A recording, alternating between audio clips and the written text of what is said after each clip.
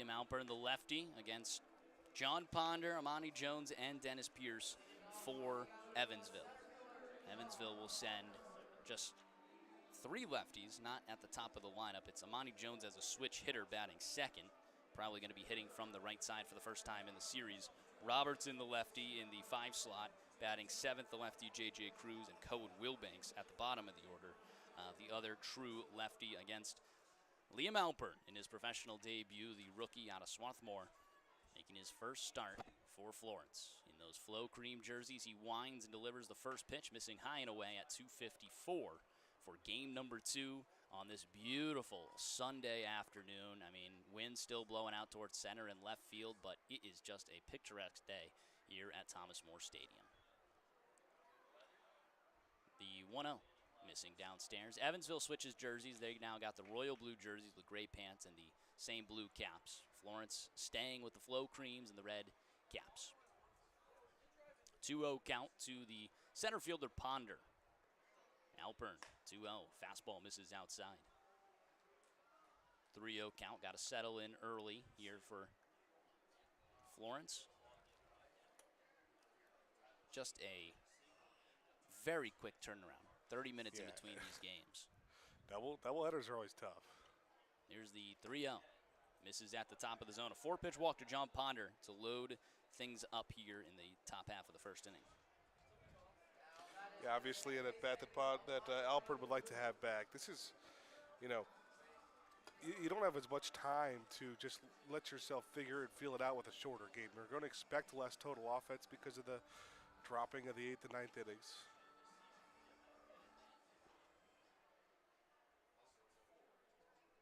So he's got to figure it out quick. Runner over on first is Ponder. That one's in there for a strike. It's an 0-1 count. Got to feel good after a 4-pitch walk to come right back with that strike. Alpern, the lefty, middle of the rubber from the stretch glove of the belt. Delivers the 0-1. Amani Jones punches it down the right field line and foul over to the kid zone. No catch made by any kids, and a swarm of pig pile for the ball in the kid zone. 0-2 count.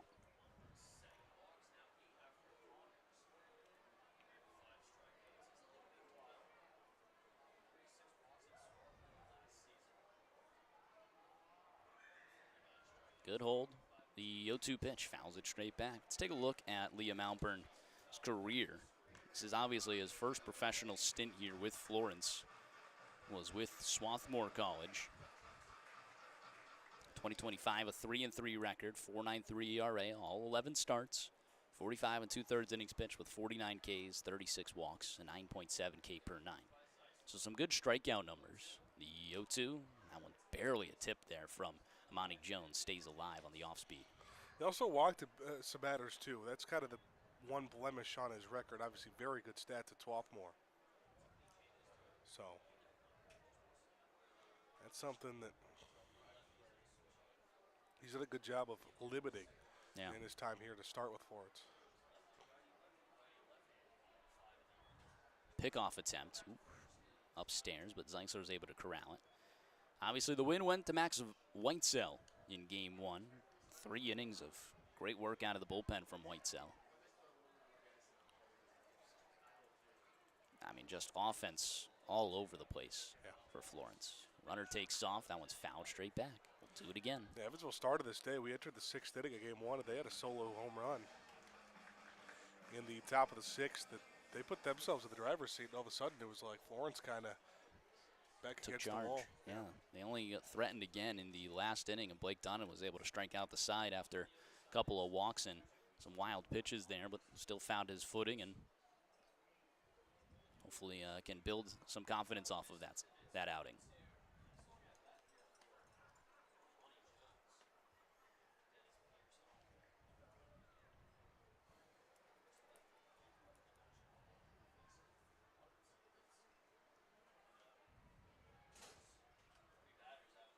Here's the 1-2. Misses inside and hits him in the foot. What an at bat from Amani Jones. Spoils off a few 0-2 pitches and ends up getting granted first base by a hit by pitch, not the start that Liam Alpern wanted. A walk and a hit by pitch to open things up here for game 2. Hell, hit by pitches brought to you by Airport Paint and Body. When life throws a fastball at your right, they'll smooth it out and get you back into the game. Submit a free estimate online at airportpaintandbody.com. We've mentioned it a couple of times. They're certainly getting their work in. Yeah.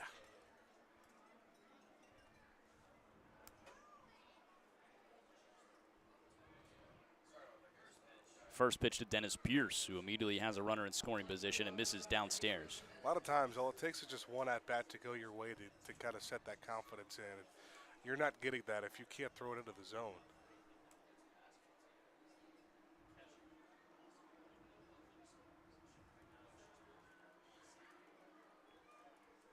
The 1-0, check swing, doesn't go around. A 2-0 missing downstairs.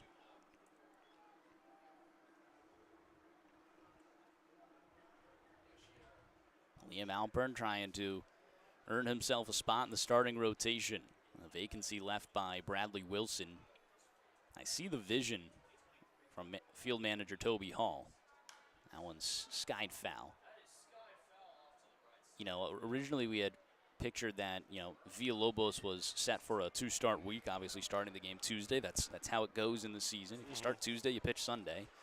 And, you know, it was just yesterday that we had learned that Liam Alpern would be taking over that role and starting today. And I agree, you know, Washington is certainly a very good offense. They've seen Alpern already. They hadn't seen Villalobos. I think I feel more comfortable throwing Alpern at home than I would, you know, Alpern on the road for his first professional start. You're also, when you're built up as a starter like Villalobos is, you know, routine is everything. And just the uncertainty of when a game is going to start for more of a vet like that, there's a lot of factors that I think made this a good decision by Hall. Here's the 3-1 to Pierce, fouls it back, now a full count. Yeah, this next pitch is going to be everything. A huge pitch coming up in the first inning for Alpern. You really cannot afford to walk him here. Full count.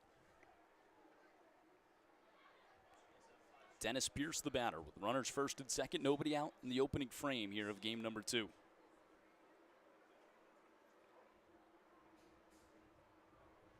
From the stretch, a look at second, the payoff.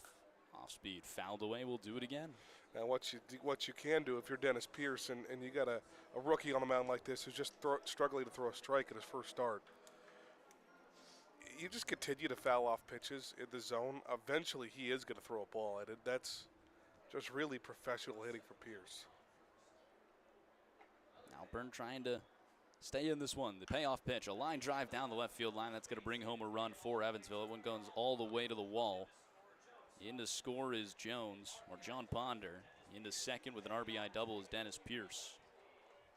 Still nobody out. Runners second and third now. What has been a tough opening frame from Liam Alpern. Just a really good at-bat from Dennis Pierce. It's about as good as it gets from Dennis Pierce. It is a tough top of the order. I mean, Dennis Pierce and Amani Jones in front of him. Pierce continued to just foul off pitches until he got what he liked. I do like that Alpern, you know, found a spot at the bottom of the zone. 90-mile-an-hour fastball. Yeah, I mean, it turned around on a 105, but it was down in the bottom of the zone. Actually, probably out of the zone, and not much more do you do. I mean, you throw a ball, and Dennis Pierce just makes you pay. Right. Toby Hall with a quick meeting on the mound with everyone in the infield and Liam Alpern. Evansville opens up with a 1-0 lead.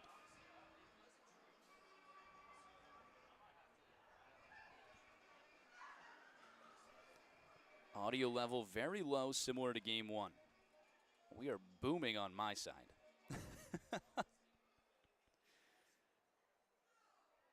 I mean, booming.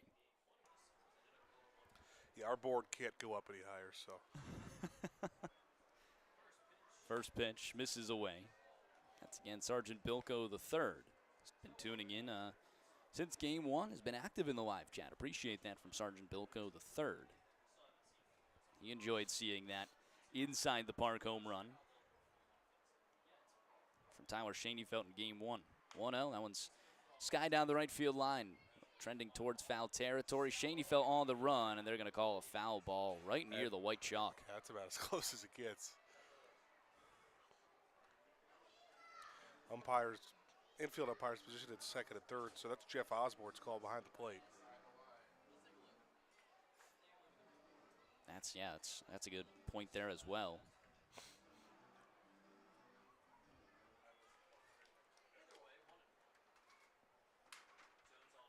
A 1-1 count. Runners first and second, nobody out.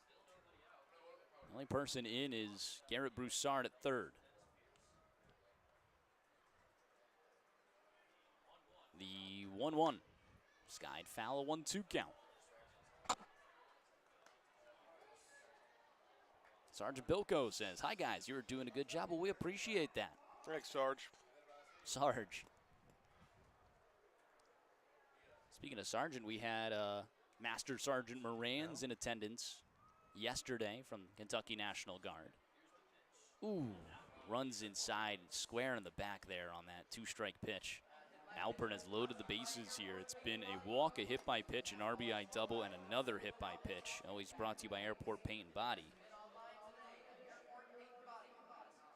You know, when I created that partnership, it never in my mind. Should have priced it a little more than you did.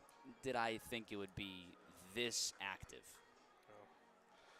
Well, it starts to become decision time for Florence. You put yourself in a really bad position going forward if your starter, you can't get him out of the first. First pitch fouled away. That's pitch number 21 from Liam Alpern. In affiliated ball in my time with the Tennessee Smokies. And now this was more of an organizational thing. If any pitcher opened up the game above 35 pitches, they were pulled. That, yeah, I think that's pretty well known. Like, Indiana's pitching coach who I called games for this year was in minor league baseball, and he said there were so many rules like that, like open at 35. You know, if you're ever over 25 in an inning after, like there's a bunch of weird rules. Yeah. That one's in there for a strike. In a lefty-lefty battle, this is big. Kick the 0-2 pitch. Fouls it away. Now the off-speed, you know, he's been able to work it well. He just hasn't got the swing and miss or anyone fooled off of it. So he's gotten to 2 strikes. He just hasn't been able to put him away. And then there comes those hit by pitches that we've seen. I don't know how many swing and misses. I can't remember seeing many. A lot of foul balls at the strikes. Still got him 0-2. Let's see if we can put him away here. The 0-2 pitch. Fastball. Called. Strike 3. Top of the zone. That's a nice spot there from Liam Alpern. Able to work his first out. Yeah, sometimes something like that is all it takes to get your confidence. He's still in a jam. Bases loaded with 1 out. Roll a double play, get out of this. I mean, you would feel very good on that if you were able to get out of this with just 1 run. Yeah. Saw Isaac Milburn and Zach Westcott get out of some jams like this. First pitch misses outside. The batter is Mark Black in the righty batter's box. I mean, this whole series, there's just been runners on base pads. Like, feels like every inning. I have not seen many 1-2-3s.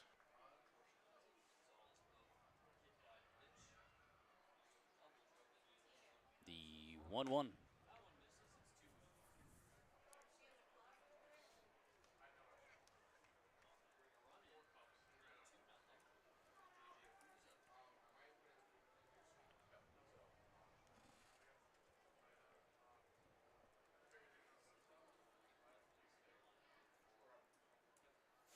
It's a 2-0 count. 2-0, skies it out towards right field. Bobo and Tucker are going at it. Tucker's the one making the grab. Definitely deep enough for a sacrifice fly. That'll make this a 2-0 ball game. As Mark Black does the job to bring in Amani Jones. Dennis Pierce tags and goes second to third. So now runners at the corners. Well, I think that's another out that you're okay with. Right now in this exact situation, you'll trade that run for the out to get Alpert settled in. Yeah, you know, you are 2-0 first inning. You hope your offense puts that up regardless. So you're not upset about it. The lefty J.J. Cruz at the plate. The beer batter of the game always brought to you by Party Source, your one-stop destination for all things celebration. That one's in there for a strike. Sergeant Bilko said, wife and I have been listening since the beginning of the season. Keep up the good work, guys. Well, we appreciate you too. Yeah, very much so. Tuning in on the YouTube radio stream, Florence Yells Radio Network. The 0-1 fouls it back. He's up 0-2 again. Picked up his first strikeout against Robertson, a fastball at the top of the zone. That last pitch was a fastball at the top of the zone. You got to think he goes down.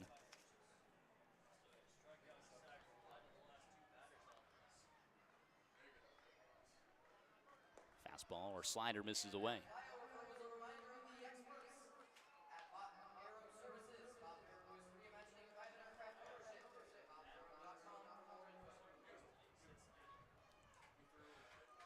We have those foam airplane throwouts like we do with T-shirts for the runs on the Bop Arrow flyover.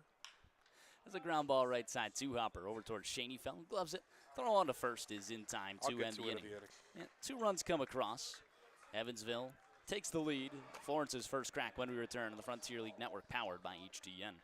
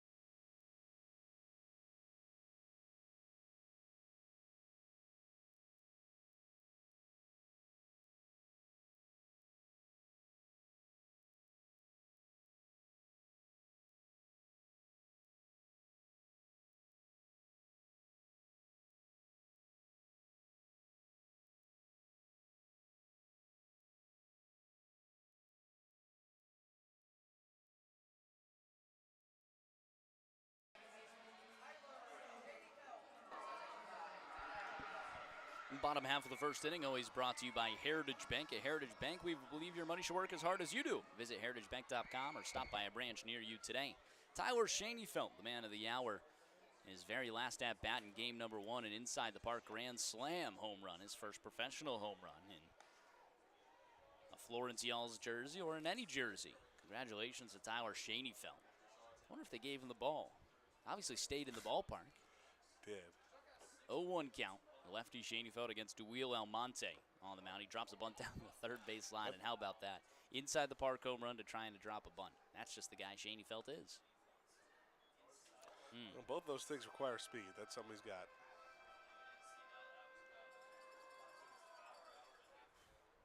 Called time at the plate, it looked like. Checked on his ankle real quick. Hopefully everything's okay there. Straight up defense for Evansville in the royal blue jerseys. Winds the 0-2, fouls it away. Let's take a look at the defense for the Otters. Mark Black in left field, Ponder in center, Robertson in right, Gonzalez at third, Salvaggio at short, Jones at second, Pierce at first, and Wilbanks will be the catcher today. Filling in for Logan Brown. 0-2 pitch, runs inside, almost hits him. Evansville has not seen Liam Alpert yet in spring training. Florence has seen Duil Almonte. Yeah. Some in spring training, too. How about 94? It's the fastest pitch of the day. The 1-2. Off speed. Misses inside. It's a good looking pitch. Yeah, it is. Especially after 94. Almonte and Wilbanks thought they had him. 78 miles per hour, 24.85 on the spin rate there. Really good pitch. He's working on the third base side of the rubber to the lefty, Shaney Fountain. Here's the 2-2. High hopper right in front of home plate. Fielded by Almonte. Going to be a tough throw, and he doesn't have a throw. Infield single from Tyler Shaneyfelt. I think Braylon Skinner's back in Florence this weekend. Yeah, that was Braylon Skinner-esque. Just the high hopper, yeah. High chopper, no chance. That would have had to be a heck of a play by anyone who had it, but especially Almonte. And yeah, I think Shaneyfelt's coming up lame here. He had stepped out of the box to stretch between every single pitch. Yeah. In that at bat. Something's off on his left leg, calf or hamstring. I don't know what it is, but now Alan Chase, the trainer for Florence, is going out to look at it. See if he can continue in this ball game. That would be second base. Florence has Dylan Baker on the bench. That would probably move Blomquist over to second if Shaneyfelt's not able to continue. He's going to go run down the line.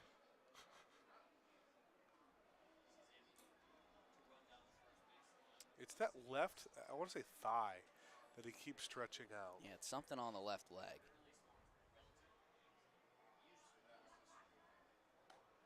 I mean, he's got guts, right? Yeah. You know, I think that was shown on Friday night when he came in, or maybe it was Thursday night. It was Friday. It was Friday, yeah. Friday night came in while he was sick, and came on as a pinch runner. We didn't even know he was in the building. No. I think his own host parent thought he was at home.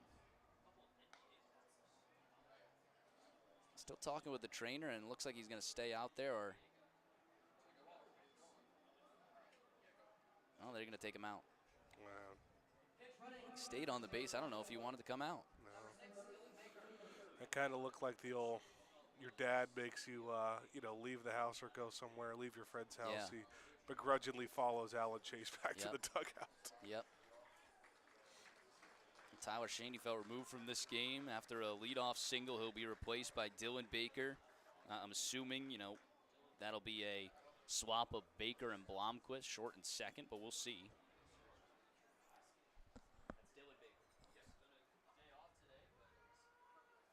So Dylan Baker, again, it's not a, bad thing to bring Baker back into the lineup. He'll obviously be leading things off. This is Jackson Tucker at the plate. First pitch in there for a strike. Baker's been having a great season himself, and now that just leaves Beadle and Zaid on the pine. So you don't really have much versatility in terms of fielders. Yeah, and I see Zach Beadle. He's actually the first base coach right now. 0-1 in there for a strike. Yeah, it was Sergio Gutierrez yesterday. Yep.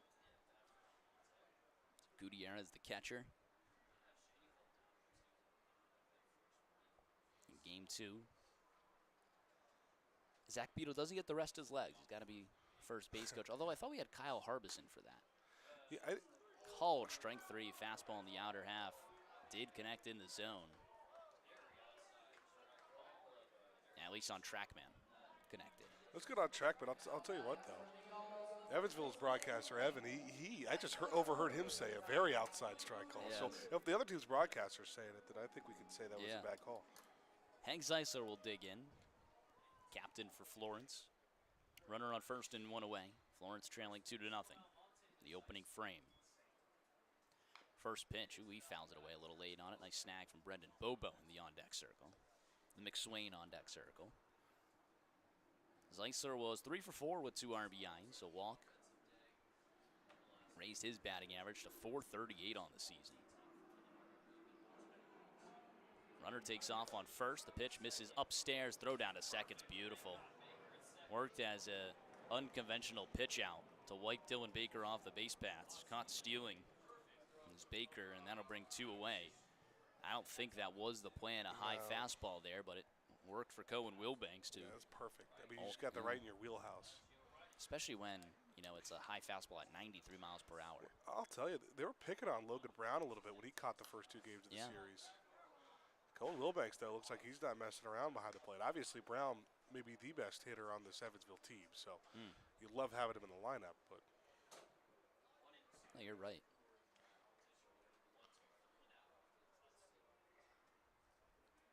1-2 count to Zeisler. Almonte winds, delivers the 1-2 pitch, fouls it away. How about all the Thornbush umbrellas up today? they look good. Little purple. Yeah. Right.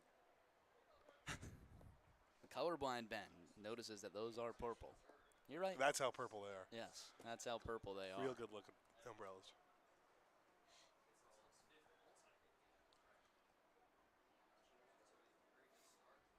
A 1-2 count. Bases empty and 2 away. The 1-2 pitch misses outside, 2-2.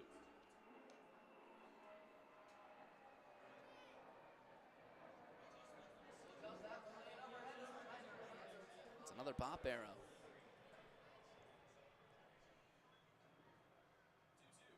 2-2, grounder. Wormburner over towards the second baseman who collects it. Throw on to first is in time, although a little high. Unconventional 1-2-3 after a leadoff single from Tyler Schoenfeld. He's pulled from the game, and Dylan Baker is caught stealing. We head to the top of 2. It's a 2-0 Evansville lead when we return to the Frontier League Network, powered by HTN.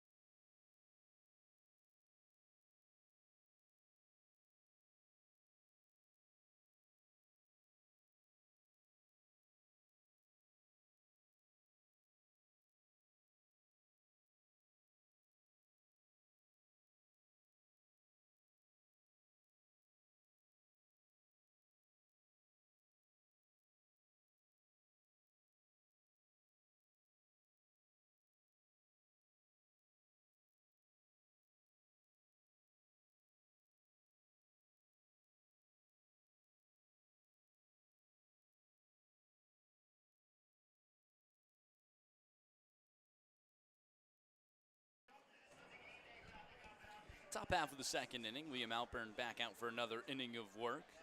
It'll be 8-9 top for Evansville. They sent 7 batters to the plate in the opening frame, put across 2 runs for a 2-0 lead on our Thomas More scoreboard. Salvaggio, Wilbanks, and Ponder.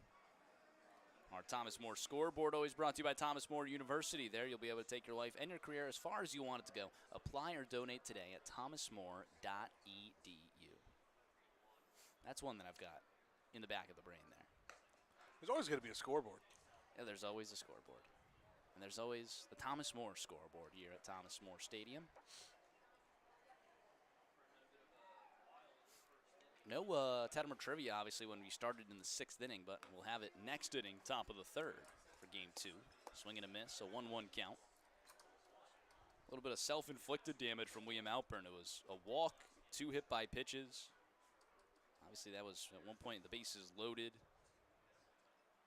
Fastball misses outside. Alpern's looked phenomenal out of the bullpen in relief. This is his first start of the season. You asked field manager Toby Hall. He said this was the plan all along. Don't know if that was before or after Bradley Wilson got picked up. Right. That could have been the plan the whole series, but Wilson obviously picked up on Thursday or Friday.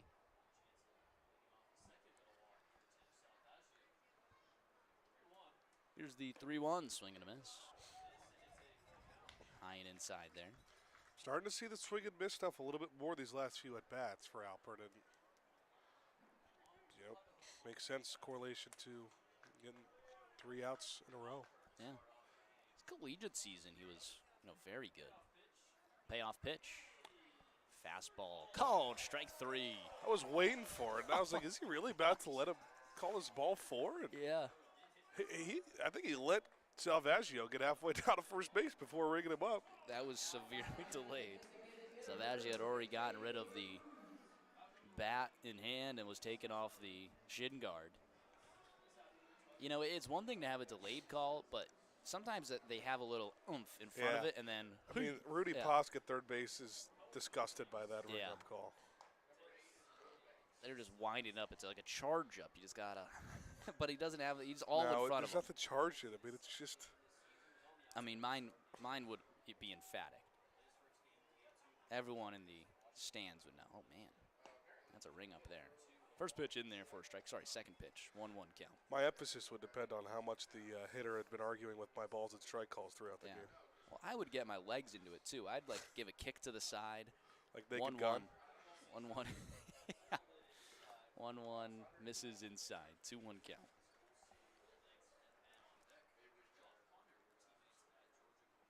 Liam Alpern was on the 2023 T3 Baseball All-Region First Team. 2024 preseason All-American at Swarthmore. That one misses outside. 3-1. One away with the bases empty. Started at Swarthmore in 2022, so that was my final year in college. Both D3 Warriors. He had 4 innings pitched in his freshman year. 3 2/3 and 4 appearances. That one misses outside, a 5-pitch walk. I can hear Evan over in the corner. He just made a comment about it. We're waiting to see if this is called a strike, and it's not. That's the one hit allowed right now by Alpern, but it's been that self-inflicted damage. 2 walks and 2 hit by pitches.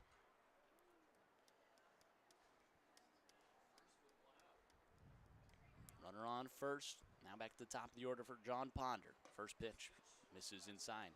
4-pitch walk to Ponder to open this ball game up. Yeah, really, the one hit came, too. He was just desperate to throw a strike.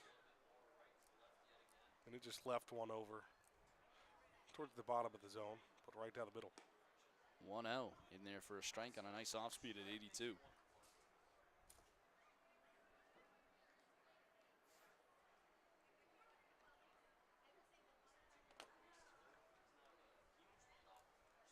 A 2.5-step lead over at first, maybe even just 2 steps. The 1-1.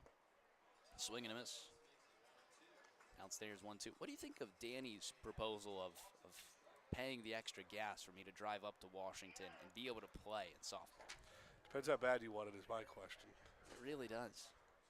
Either way, I'm still end up paying for an extra gallon or an extra tank of gas. The 1-2.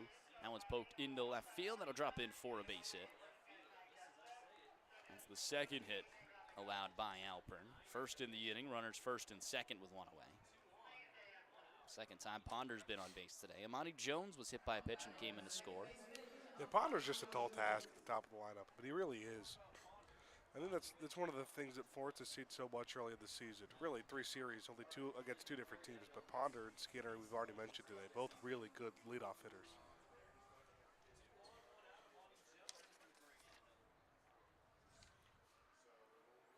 One away. Alpern will look over at second. First pitch. Looks good, but misses a little bit downstairs.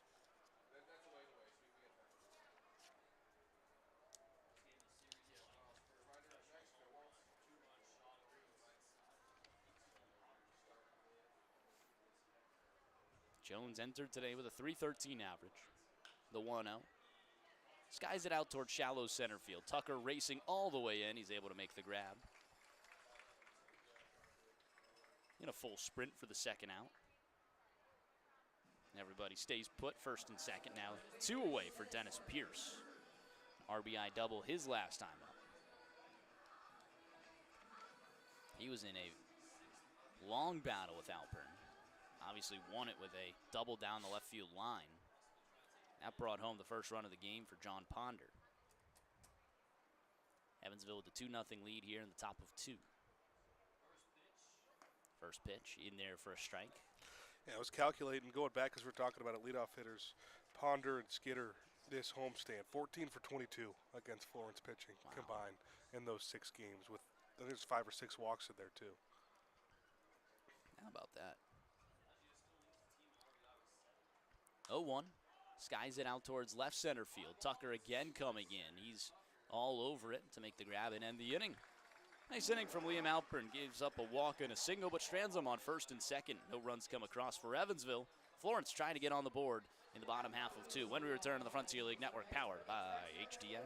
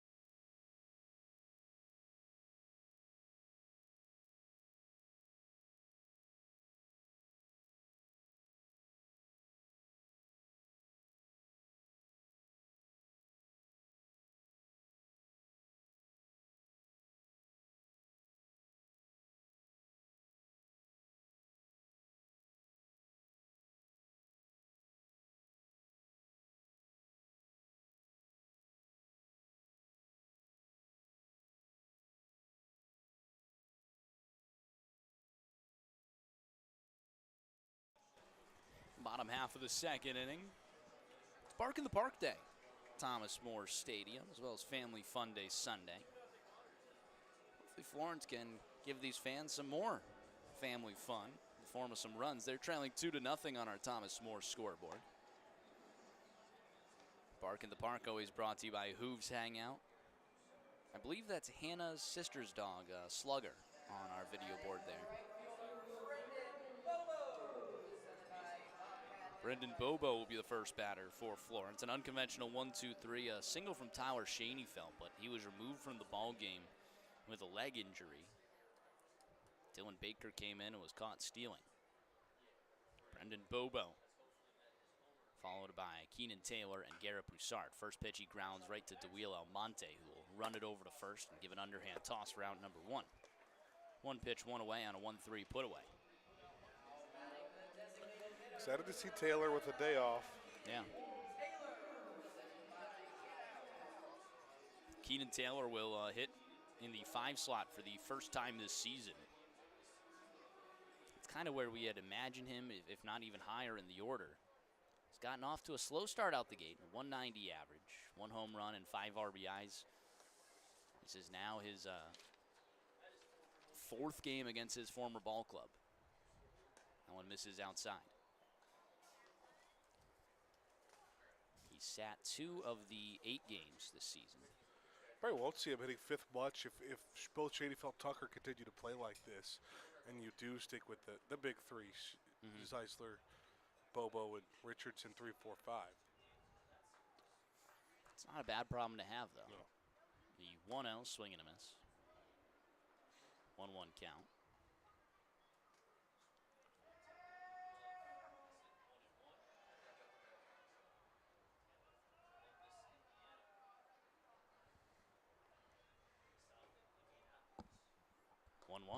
Misses downstairs. Future. He's from Columbus, Indiana.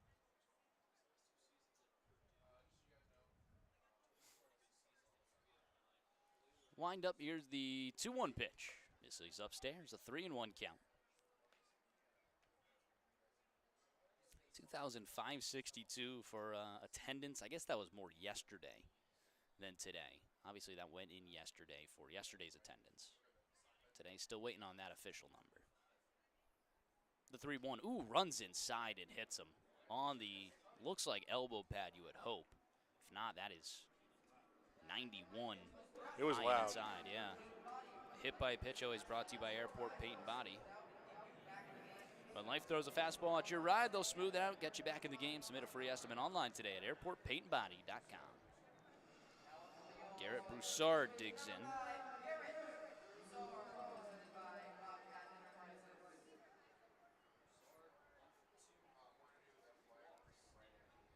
Broussard, the third baseman, takes the first pitch downstairs.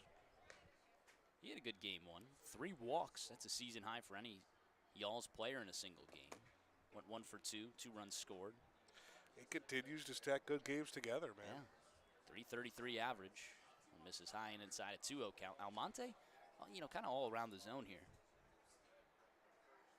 I think pretty similar starts from Almonte and Alpern. Obviously, Alpern's been the one that's been touched a little bit more, but I think if Florence can stay patient in the zone and, not chase, they'll be good. That one's punched down the right field line. It's a well-hit ball. It's going to go all the way to the wall in the corner. On the way to second is Broussard. They're going to give a stop sign to Taylor at third as the throw comes in. A one-out double for Garrett Broussard. He puts runners in scoring position for Sergio Gutierrez. As Florence offense doesn't quit. I mean, obviously, it just feels like, again, we're going to get a lot of high-scoring games early in the season. But that double always brought to you by Taco Mama. All y'all's doubles this season brought to you by Taco Mama. Anytime there is a good time for a margarita. Visit the new location in Union off of US Route 42. Gutierrez, the switch-hitting catcher, hitting from the left side against the righty Duil Almonte. Runners in scoring position. This is a big-time at-bat for Gutierrez. Misses upstairs. Zach Beadle is now hitting .333 after a 1-for-5 performance in Game 1 today. I think as long as he's staying in his zone, it's a guy with an affiliated experience. Try and come through here for Florence. 1-0. This is inside. He's really one of the guys that we're just waiting to kind of break through. Really good offensive stats top to bottom for a lot of guys in these rosters. Sergio's still looking to find his groove a little bit. We saw him in 2024 with double-digit home runs.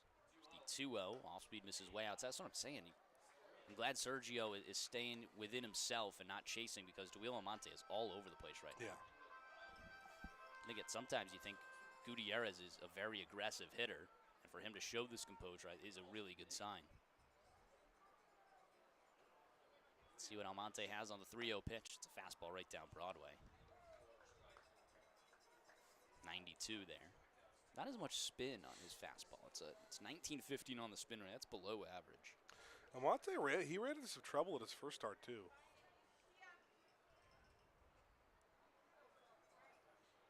(3-1) to Gutierrez. He swings through it. Was in there at the bottom of the zone at 93. Power against power. A big cut from Gutierrez. See if he could shorten that up. Assuming Almonte, with no control of the off-speed right now, maybe goes back to that fastball. Gutierrez just got to be there to catch it.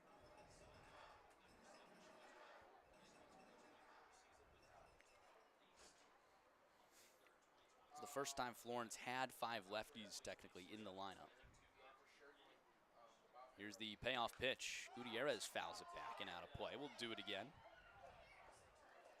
They had Tyler Schoenfeld, Hank Zeisler, Bobo, and Marcus Brodell as true lefties, and then Gutierrez, the switch hitter, the righty on the mound. It's the first time we've seen all of them in the lineup together.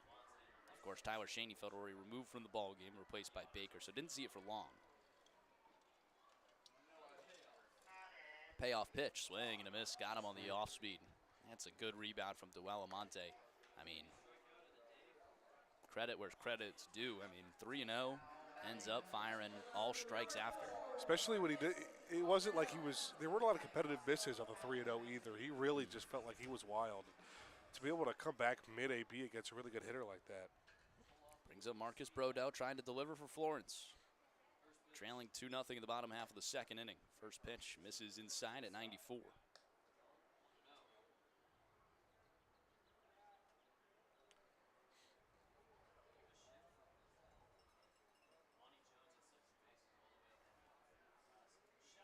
Broussard at second. Taylor at third. That one's fouled away down the first base line. 1-1 count.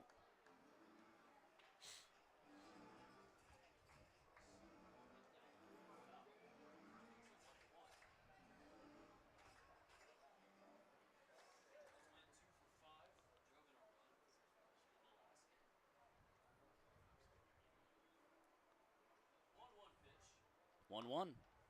This is inside. That 94-mile-per-hour fastball trying to jam him in.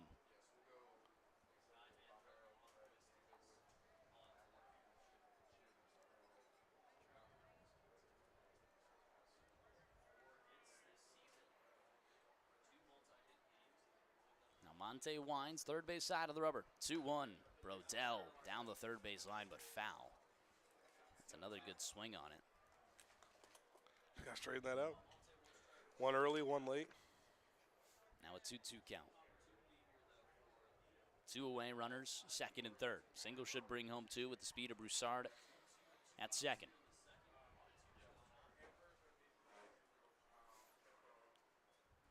Here's the 2-2 pitch. Runs inside and hits Brodell right in the foot. He'll be granted first. Another hit by pitch. That's the 4th already today all the way around. It's brought to you by Airport Paint and Body. That'll load the bases for Brett Blomquist. And he has come through in his limited appearances. He hasn't done anything wrong when he's been out there. I mean, he's hitting .300. He's got 3 RBIs, .462 on base. It's just, what we've been saying in this ballgame, there's a lot of players to get in right now. There is. You keep saying it, but it's true. It's a cliche, but it's a good problem to have. Because, inevitably, there are guys that get picked up into affiliated ball. There are guys that get hurt.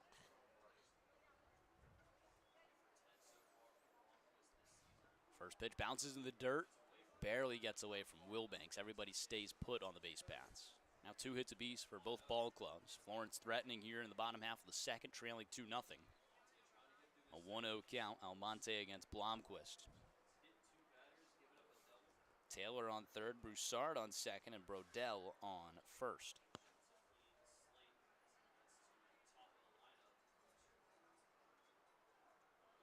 The 1-0 to Blomquist. This is outside, 2-0. That's another rookie here, just showing a little bit of veteran poise. Yeah. The young fan right near the Y'all's dugout waving the flag with his shirt off, trying to get this team up and moving. 2-0. That one's skied out towards right center field. That's well hit. Robertson, warning track to the wall. So long! Brett Blomquist in grand fashion. His first home run with Florence puts the Y'alls on top 4-2.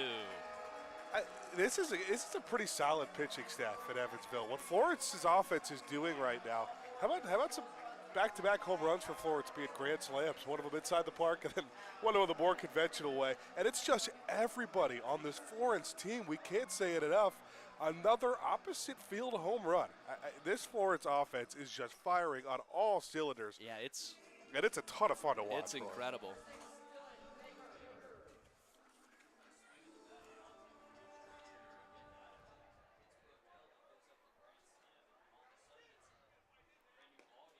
First pitch to Dylan Baker is in there for a strike. You have a serious problem. It's a good problem, but there is a lot of talent to get into these ball games. Both grand slams today, their first-time home runs. Wow. Blomquist, obviously a rookie season here in Florence. Misses inside on a 2-0 pitch, too. Opposite field. I keep saying it. This team doesn't have much interest in poolside home runs. And the offense just loves playing in Florence. Let me tell you that. That one's poked out towards center field. In comes Ponder, trying to get there. He lays out full extension and makes the grab. A sweet grab from John Ponder to end the inning. But Florence puts up 4, courtesy of a grand slam from Brett Blomquist. That had to feel good for the youngster. Congratulations on his first home run with the Y'alls. We'll see you back in the top half of the third when we have Tettemer Trivia. Don't go anywhere. We're Florence Y'alls baseball coming up.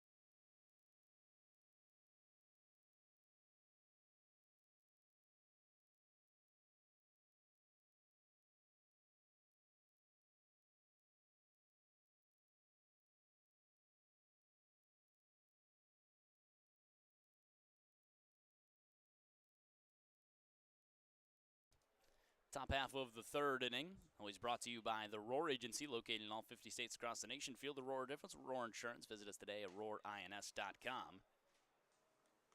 Liam Alpert back out for another inning of work, this time with the lead, a 4-2 Florence lead. Facing Marcos Gonzalez, Blake Robertson, and Mark Black. 4-5-6 for Evansville. Blomquist with the grand slam in the bottom half of the second. Gives us a good time for Tettemer Trivia, always brought to you by the Roar Agency. The way it works, I read a question top half of the third, give you guys the answer in the bottom half. You have the opportunity to play along. Head on over to Twitter. Question is live on 2 accounts. rtettemer9, that's my account, RTETTEMER9, or Florence_Yalls. You can comment your guess in the comment section. I'll shout you out there on the broadcast, as well as our YouTube radio stream. If you guys are listening and want to play along on Tettemer Trivia, you can comment in the live chat there, and we'll shout you out on the broadcast. Plus, we also have plenty other ways. If you do have my number or whatever, to get in touch with me and get your answer in. Ben, are you ready? Born ready. 3-1 in there for a strike. Now, what are you? Are you 2 for 5?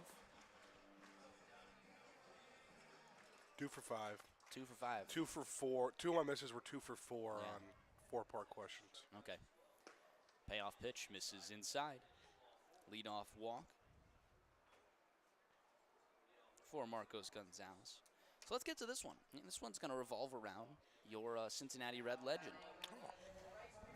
Tettemer Trivia brought to you by the Roar Agency. The question of the day. Pete Rose has the record for the longest hitting streak by a switch hitter in MLB history. I want to know, who was the closest to reach him? My hint happened in 2006. Pete Rose. 2006? 2006. Was so 2. You're 2. Man, that's disheartening. I was you're 6. old. I was 6. Pete Rose has the record for the longest hitting streak by a switch hitter in Major League Baseball history. Who was the closest to reach him? Hint happened in 2006. All right. What are the switch hitters I can name? Carlos Beltran, Lance Berkman, Some good polls already. Elvie De La Cruz. I don't Not think fun. he did that in 2006. I think he No. might have been younger than me in 2006. Yeah, was he born before 2006? He's young. God, I don't know how many switch hitters I can name in the 2000s. I kind of stopped after 2. Here's the 2-1. I can tell you one of your answers is what's already been guessed by at least 3 different people. Okay. Is Beltran playing in 06?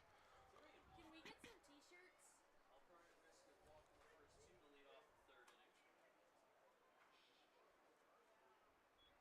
Here's the 3-1. Skies it foul. That's your first instance of a fan reaching around the corner on the press bucket trying to ask for free t-shirts. It happens. Good defense, Rory. Happens far too much. I've once again lost my sunglasses. That one misses. Outside. Back-to-back walks here from Alpern.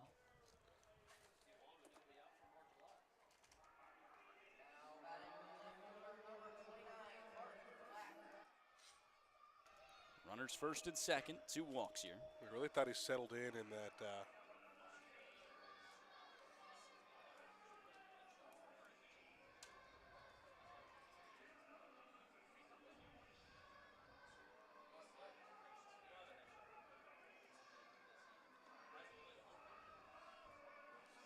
The second inning looked good.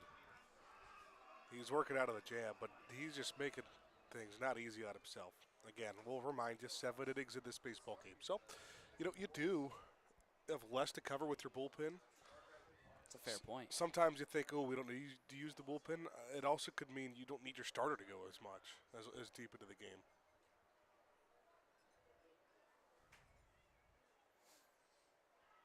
Mark Black, the batter. Runners first and second, nobody out. First pitch fouled away. Got a lot of good guesses coming through on Twitter. Appreciate all you guys playing along. Was Chase Utley a switch hitter? Nope, he was a lefty. God, why? I'm just not good with righty-lefty switch hitter. We did the same thing in the lefty-lefty question. Even though I got it right, I'll remind people. 0-1 in there for strike 0-2. thought you might have gone with another Philly. Jay Sully, I mean, a very good hitter. Not a switch hitter. Eventually, I'll end up with an Utley answer. Just bound to happen. The 0-2. Grounder left side, down the foul line. Evansville has had some close ones today. Yeah. There's one for Black. I think there was maybe Robertson who had one right down the first base line that just touched foul.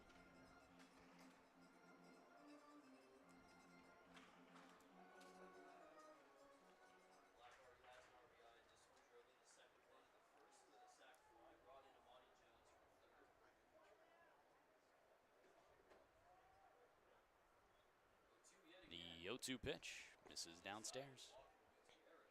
I like those two early because that's, I think, the only two I can come up with. What was it, Beltran and who? Lance Berkman. Lance Berkman and Beltran. Like I said, one of those has definitely been a popular guess.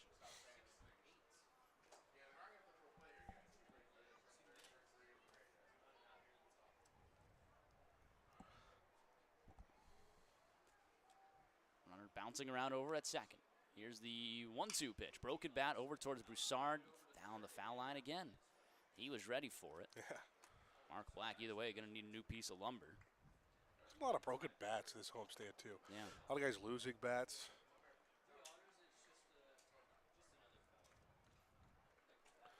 Sunglasses run away from you? Yeah, the sunglasses. And you know what's crazy, as I said, I lose them all the time, too.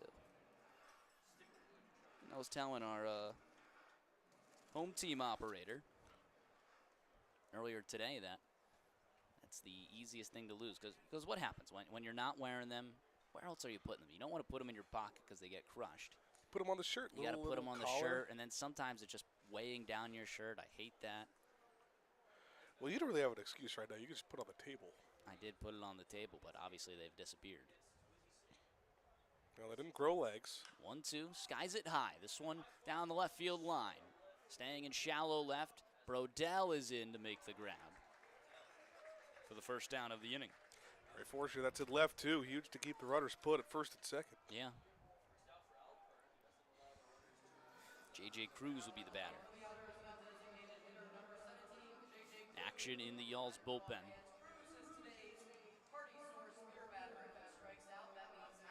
You know, we were saying 5 innings if he was, coasting through. I think it's definitely been a battle in each inning for Alpern. He's allowed at least 2 runners on base in each. Florence on top 4-2. First pitch, the lefty Cruz misses outside.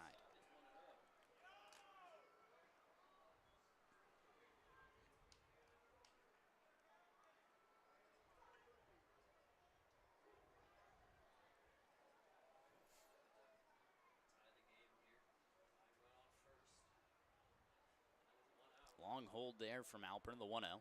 In there for a strike 1-1. I tell you where I got the inspiration for the question was, I believe he's a rookie for Arizona. Ilidamaro Vargas. Have you heard the name? Yeah. He had a 27 game on base streak as a switch hitter. So he came close. I mean, not to the 44 of Pete Rose, but Oh, this is on base, not hit? this is hitting streak. Oh, okay. Did I say on base? You said on base. All right, yeah, You no, said it's a on base hitting for streak. Vargas. No, it's a hitting streak. Okay. Yeah, longest hitting streak. So a 27 game hitting streak. You ever play Beat the Streak? No. 2-1. Swing and a miss. Back pick over to first. It's luckily off of the runner, Yeah, that's Blake fortunate. Robertson, because if not, I think that was going into right field.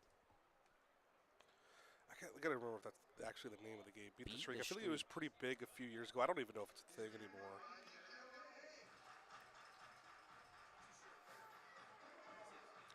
Yeah, MLB Beat the Streak.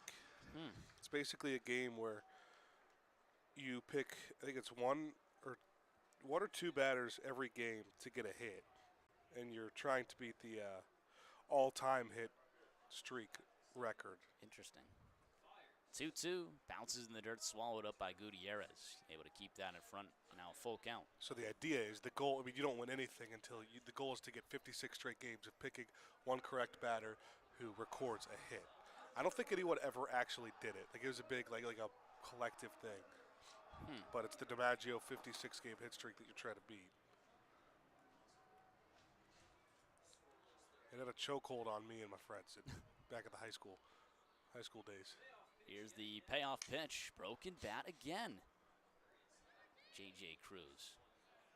He'll need a new piece of lumber. He fouled it away.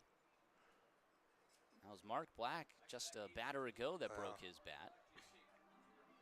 Well, if anything, you know, we do have Liam Alpern breaking Evansville bats. It's true.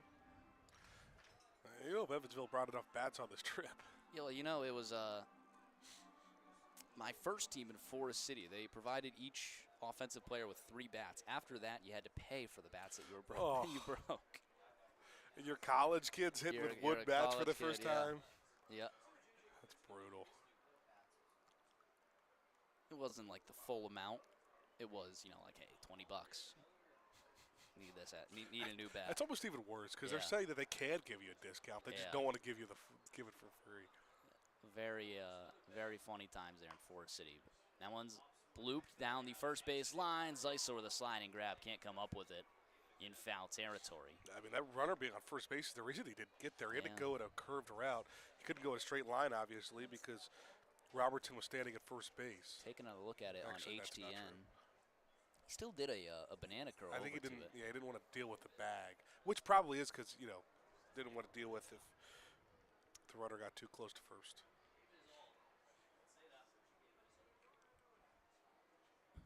Full count. Runners first and second. The payoff pitch misses outside. Third walk of the inning from Liam Alpern. He loads the bases with 1 away. Toby Hall will go out to talk to him. Maybe make a move to the pen. That's 5 walks for Alpern. He's also hit a couple of batters. I mean, yeah, that'll do it for Liam Alpern, who will leave the bases loaded. 5 walks in this outing. He goes 2 1/3 in his first professional start. Florence with a 4-2 lead and heads to the bullpen when we return on the Frontier League Network, powered by HTN.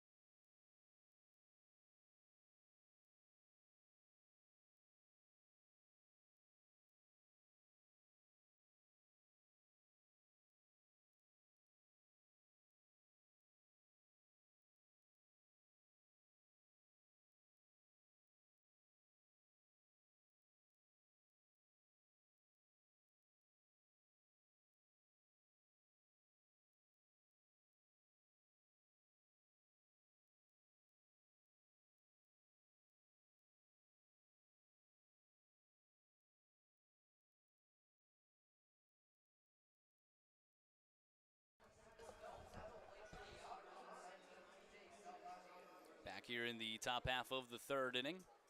Florence with the Lee's Famous Recipe Chicken pitching change. The new wing coming into the game. Pick up the best wings in the tri-state area. Lee's Famous Recipe Chicken, always fresh, never frozen.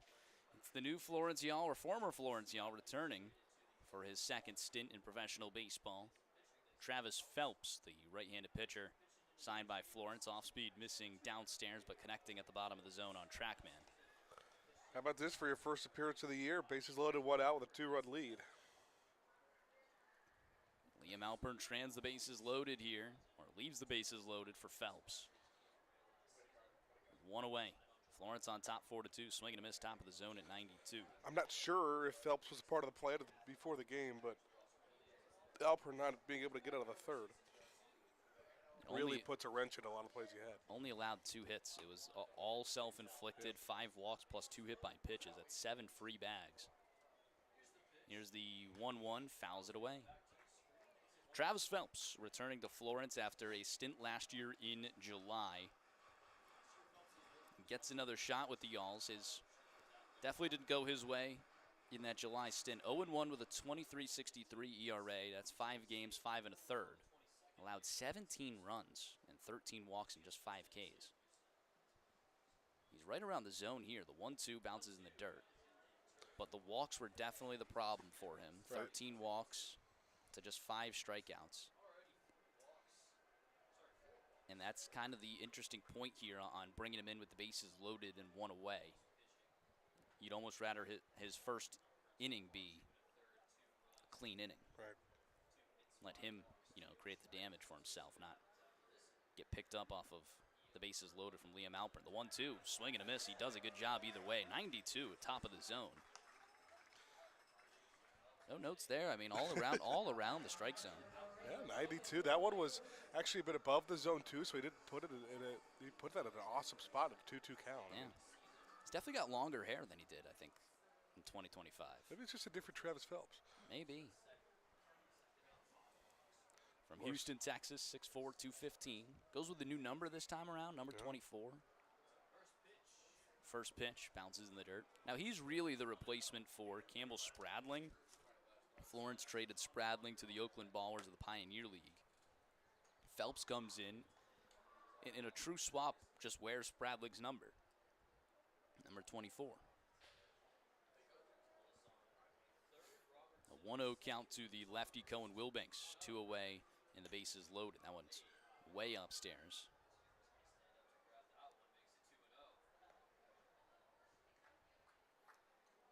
Phelps had 5 collegiate seasons. Spent 2020 with Angelina in JUCO. Transferred to Galveston, another JUCO in 21. Then played with the University of Houston in 23, and then Lamar College in 2024. I believe 2024 and 2025. 2-0, misses downstairs, goes to the backstop. Sergio Gutierrez has no play at the plate as a run comes in to score, and now a 3-0 count.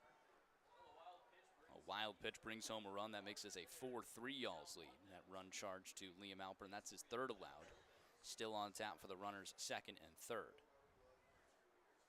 All self-inflicted. Walks, wild pitch. Yep. Yeah, no hits in the inning from Evansville.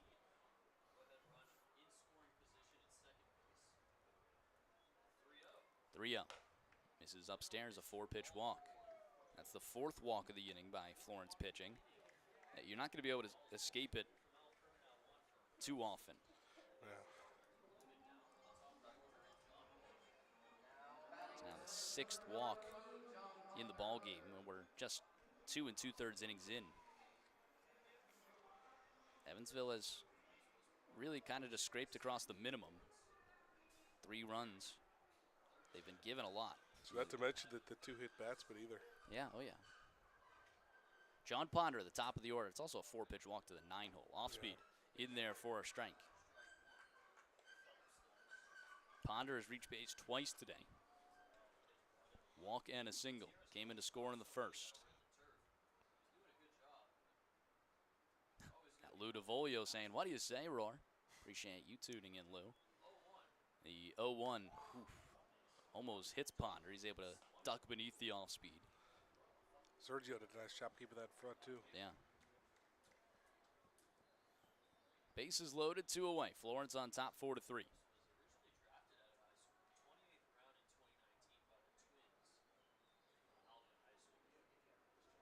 the stretch, the 1-1. This is outside, 2-1.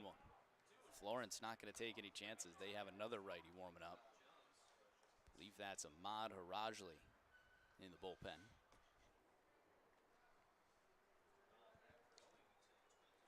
Someone's got to pick it up in the bullpen today. Just figuring out who it's going to be. Only 2 and a third innings pitched by the starter, Liam Alpern. 2-1. This guy's at foul. Someone's going to have to give them more than 1 inning. You would think.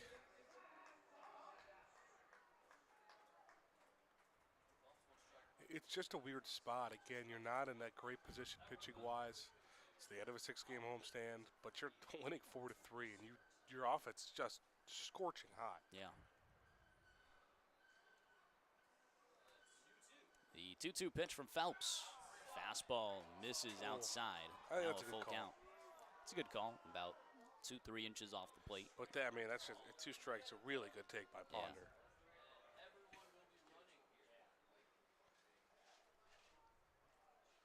Don't know if that was a fastball, actually. 84, 23, 65 on the spin rate. And some sort of cutter. Didn't look like it had like a slider movement. Here's the payoff pitch. Fastball. Not a called strike 3. Everybody upset. Look at that. Everybody was walking off. That'll walk in the tying run. It's now a 4-4 ball game. And the 5th walk of the inning by Florence pitching. I think it's another good call. At some point, I'd rather them hit it. You're not wrong. RBI walk for John Ponder. It brings up Amani Jones. 2 hits today for Evansville. Yeah. 3 for Florence. I mean, 8 runs on 5 hits combined. First pitch, top of the zone in there. But yeah, I think it's a couple of good calls for Jeff Osborne. I really do. On track, man, both off the plate. Maybe a different story if it was Rudy Bosk. Toby Hall might be right if that was Rudy Bosk behind the plate. 0-1, bounces in the dirt. Again, this was the danger. I mean, you knew what you were playing with there. Travis Phelps had some issues with the control last year. Was able to pick up a very nice strikeout against TJ Salvaggio. I thought, that was really good. He was all in, all dancing around the zone. There's a broken bat right over towards Zeisler. He bobbles it. Phelps is over there, and with plenty of time, they're able to get the final out of the inning. 2 runs come across. Ties this game up at 4 apiece. Don't forget about that Tettemer trivia when we return to the Frontier League Network powered by HTN.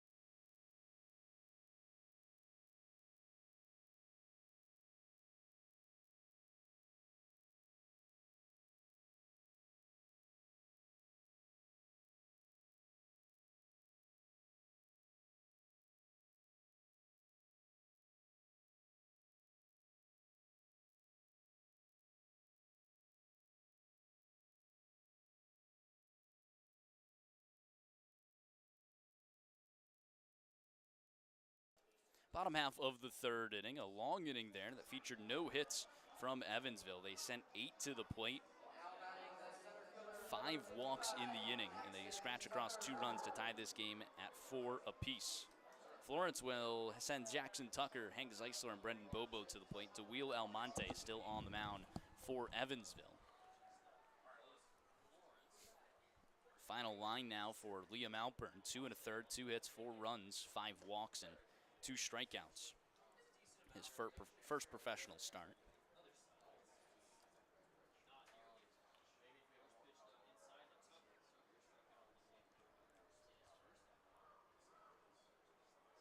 Here's the 1-0 in there for a strike.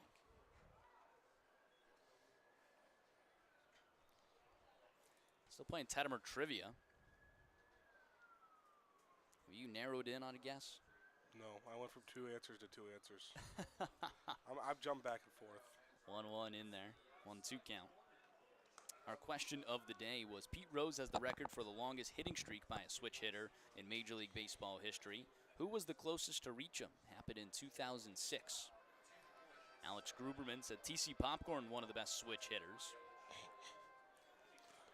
Kyle Karsten said Carlos Beltran. Two-state solution, that's David in SoCal, Liam Alpern's father. Misses downstairs, 2-2 count. He said Cal Ripken Jr., but if not, I will of course guess Mike Trout. Rich Tettemer said Jimmy Rollins, going with the homer pick there. Carter Cousins said Jose Reyes and Jimmy Rollins.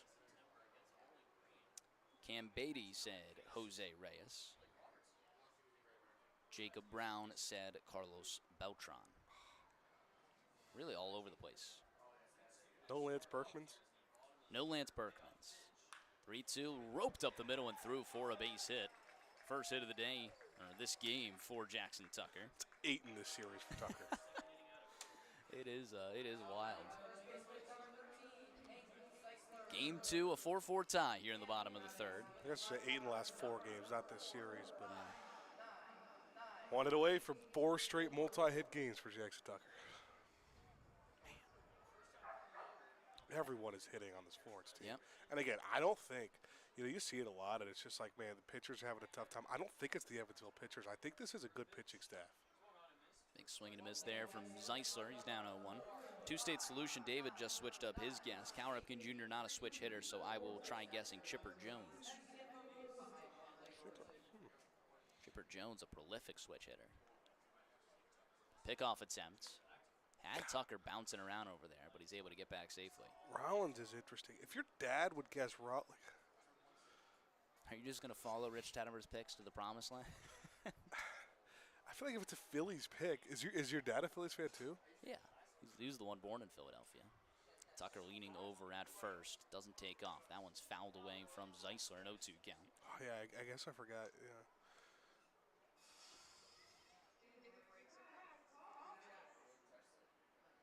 Would you go with another Phillies after I talked about Chase up?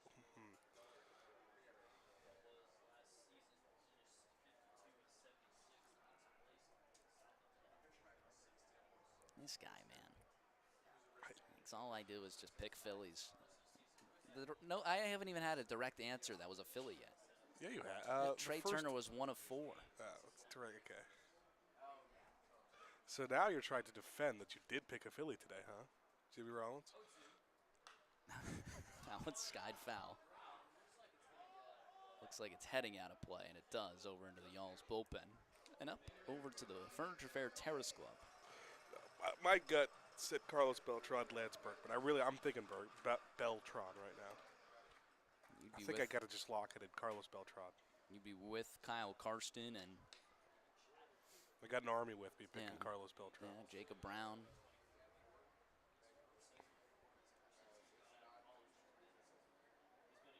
Bouncing over at first is Tucker still. Here's the 0-2 to Zeisler. He fouls it back and stays alive. I don't know. I don't see his dog Finley anywhere in attendance. You know, it's a long time for a dog to stay for 2 games. That is true. 11 innings with a 30-minute break. Yeah. Especially when it's 80.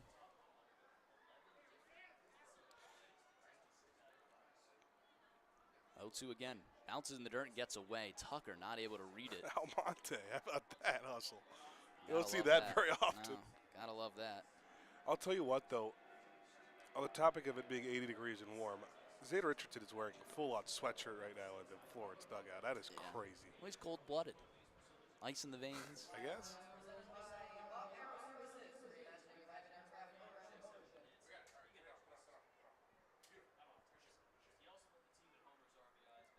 It's a 1-2 count.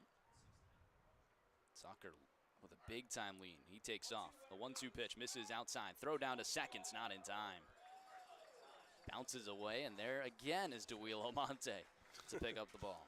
Stolen base from Jackson Tucker. Oh, man, he is just phenomenal on the base paths. Just fast. And it's not just the speed. He gets really good jumps, too. He's really good at reading pitchers. Maybe a little help from Zach Beadle at first base, too. He had 3 stolen bases last game. That got him up to, it says 5 on iScore, but it's actually 7 because I know they are missing 2. So now with his 8th stolen base of the season. 2-2, sent down the left field line, foul ball on the Furniture Fair Terrace Club. All Hank Zeisler does, and I've got to learn this Hope series, is just throw his bat out there and hit the ball a mile opposite way. It does not look like there's any, the swing just looks so effortless. Yeah, it really is. I haven't seen him pull many balls yet. 2-2. Misses outside on the fastball at 91. Good eye from the veteran Zeisler. Zeisler obviously a Frontier League MVP runner-up last year.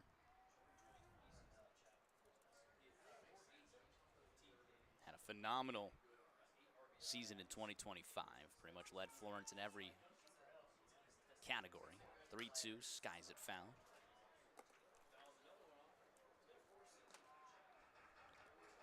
Didn't score any runs in game 1. Did have 2 RBIs and 3 hits. We know he's chasing history in pretty much every category. And like I said, I think he gets to history in every category this season. The tough one would be the triples. Need 8 of them this year? Yeah. The payoff pitch fouls it away. The closest would be runs. He's 9 away in the runs department. RBIs, right under 30. Got a walk. Walk sees about 30 away. Actually now 29. Hits is going to take all season, but if he has a season like last year, he'll get that.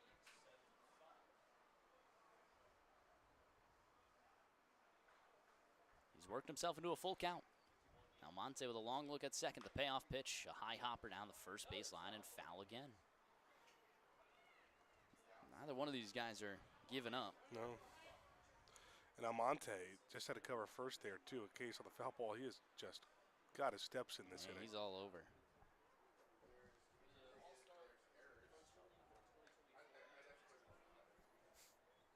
Still nobody out. I can't even give our Tettemer trivia answer. These have been long innings.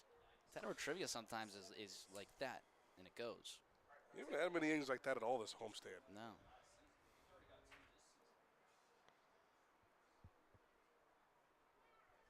Another payoff delivery to Zeisler. He cranks it high and deep towards center field. Ponder, warning track, to the wall, so long.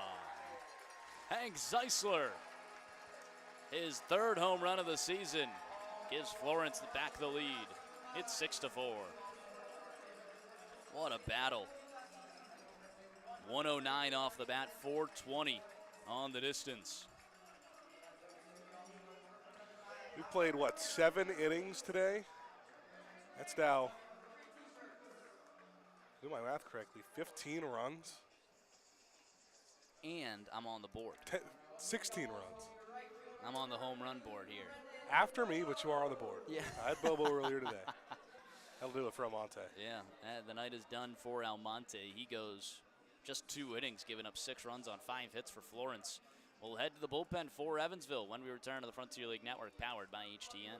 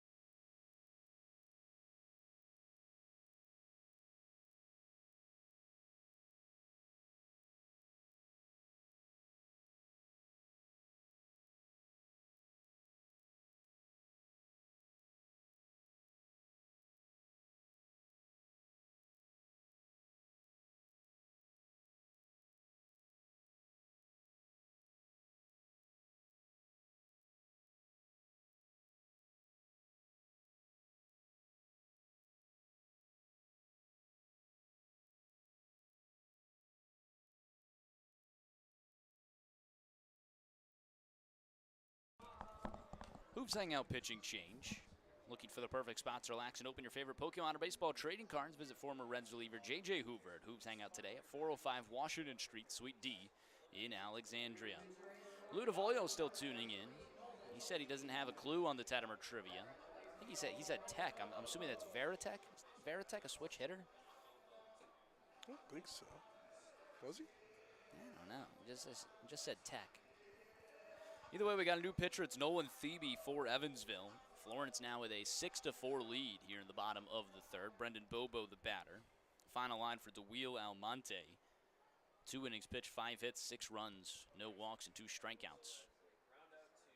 First pitch in there for a strike. Saw Nolan Thebe in the Evansville series at Bosse Field.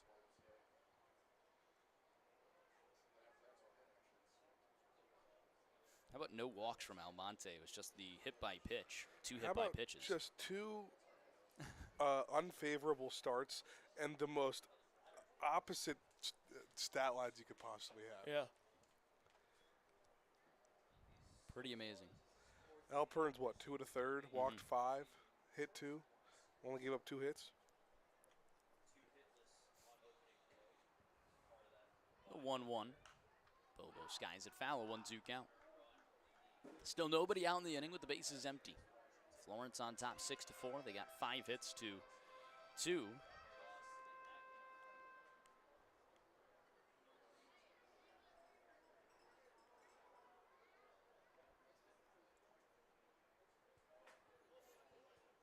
A little bit of the tweener game here from Thebe. You know, not the full stirrups, but he's got the in-between. 1-2, line drive into center field. In comes Ponder, and it bounces 1 hop in front of him for a single from Brendan Bobo, his first hit of the game. He'll bring up Keenan Taylor, hit by a pitch and came in to score his last time up. Florence's offense has just come to play today, man. I mean, you go back to the only 3 innings that they had the opportunity to hit, and the suspension of game 2 of the series. Now game 3 of the series, and they're continuing. It's 6 hits now today in this game. That one misses upstairs.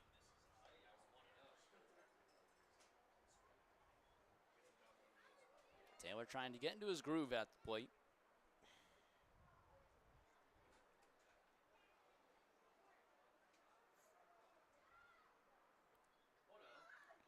1-0, skies it high.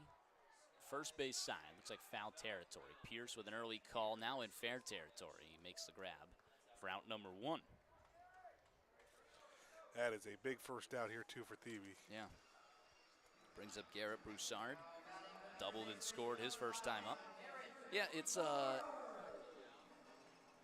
we've said it's a good problem to have with all the guys, you know, available on the bench and the way they can hit. Lou DeVoglio says, attaboy, Hank. Glad Lou's still in here. Lou for the long haul here for the inning.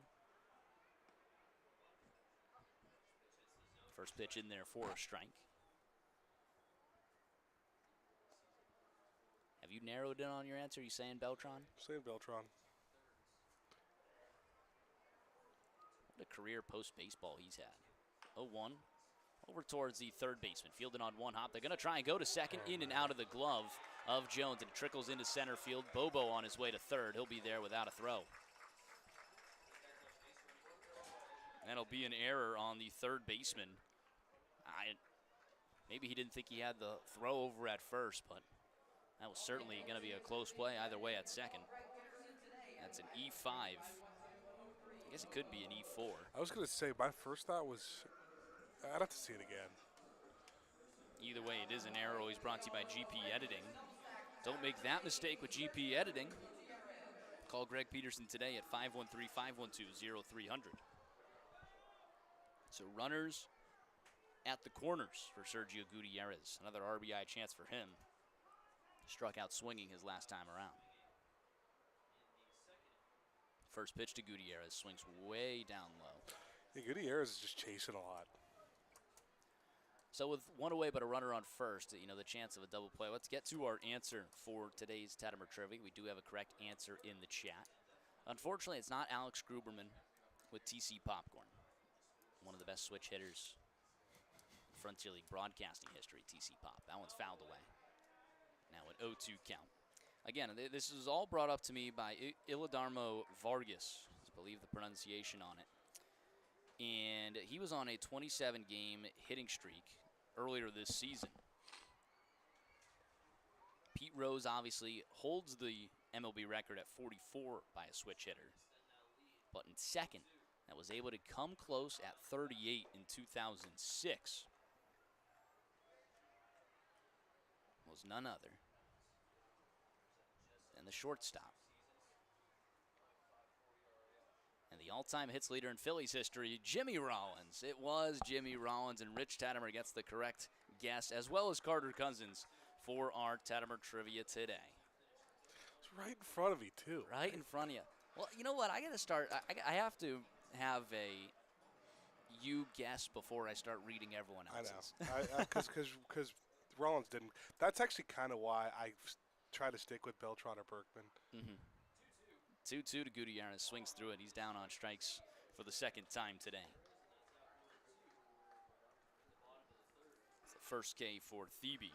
Runner still at the corners. So he had 38 from 2005 and started into 2006. Okay. So went through an offseason there. Luis Castillo of the Florida Marlins was the other one at 35. But everyone else on the list, like, I don't even know.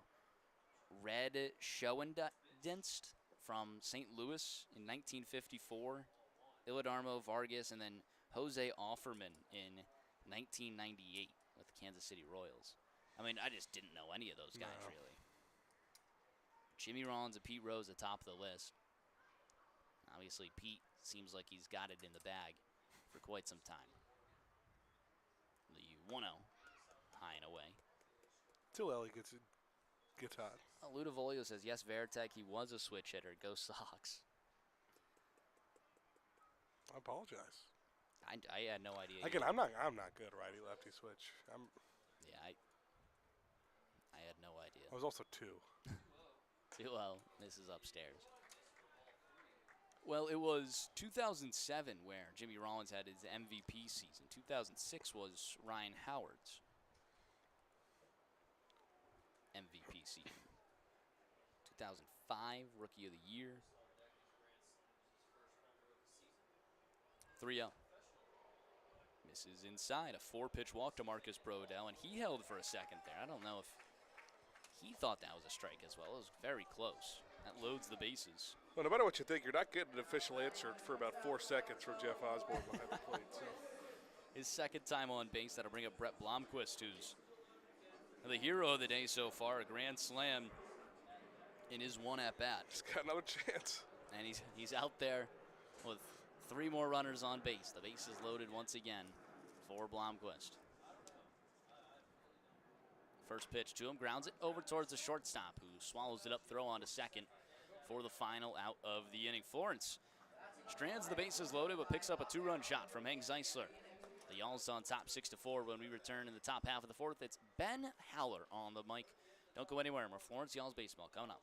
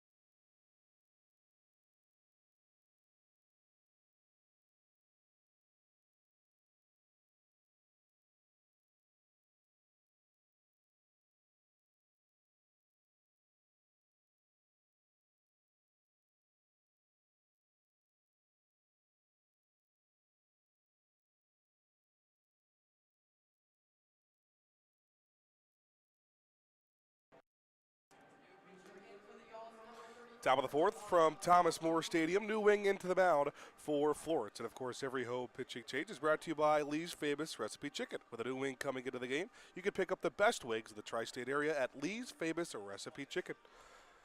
Ahmad Harajli, who I believe is about to make his team-tying lead in appearance. This is number 4 for Harajli on the season. Second of the series. Threw an inning and a third. Gave up 1 earned run on Friday against these Otters. 6-4 lead for Florence. First pitch fastball at the letters for a strike. 2-run lead thanks to a 2-run shot in the bottom of the third inning from Hank Zeisler. Up and down outing for Harajli his last time up. That first inning was great. Pierce hits one high, shallow left center. Dylan Baker calling everybody off. Now Tucker wants some action. He'll grab it, calling the infield off to make out number 1. So he was able to strike out the side, had 2 other walks otherwise in his first inning. Then they sent him back out for inning number 2, and that's where the trouble happened. That's where he allowed his run.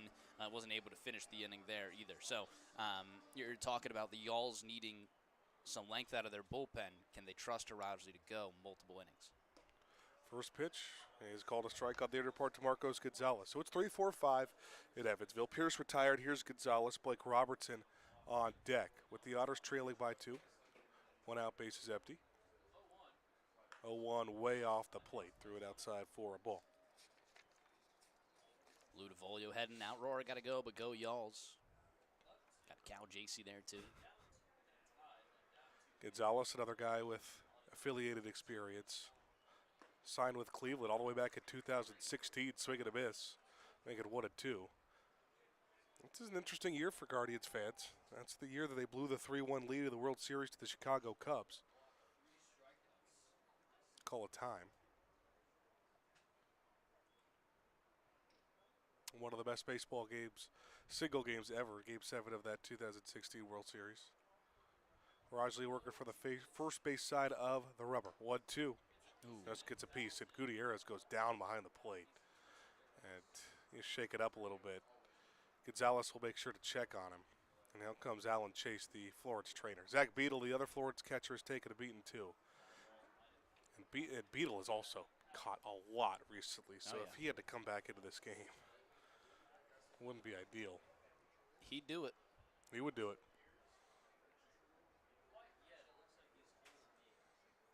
Well, obviously love having your trainer out there. There's also not a manager who understands these pains more than Toby Hall. That's true. 9-year career as an MLB catcher. Gutierrez finally going to roll up and get onto his feet to some applause. Immediately goes back down to crouch, just rubbing that thigh, looks like. That boy Joe going to get him some water. Sometimes that's all it takes.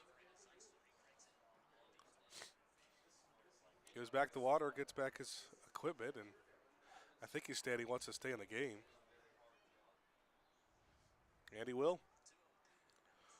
So, a little bit of a delay after the foul ball hits Gutierrez on the leg. It was a 1-2 pitch that Gonzalez fouled off to stay alive with the count. So still 1-2 with 1 out and nobody on base here at the top of the 4th. Harajli back on the mound working for the first base side of the rubber. Winds and fires. The 1-2 fastball just off the plate for ball 2.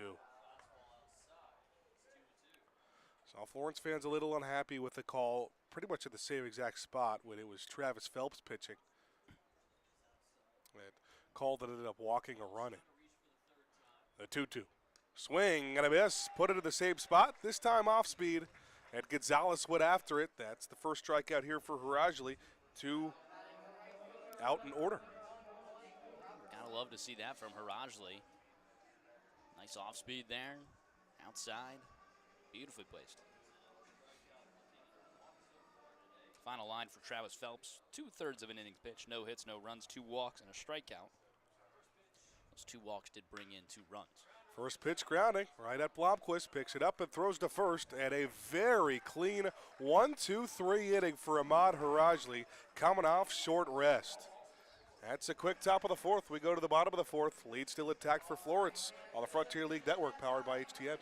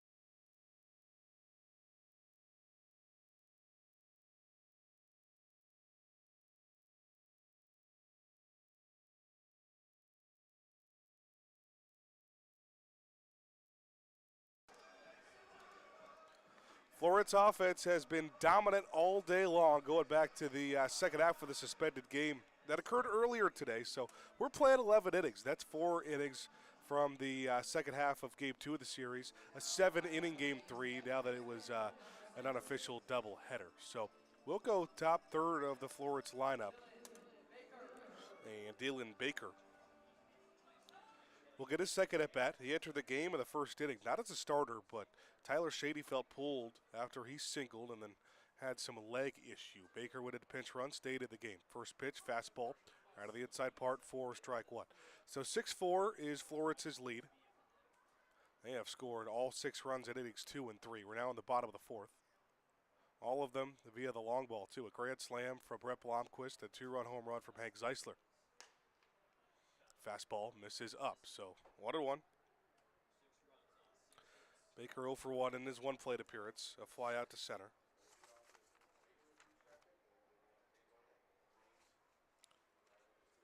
Trying to get that batting average back up after a really good start to the season. 1 0 for 4 game, really tanked his average.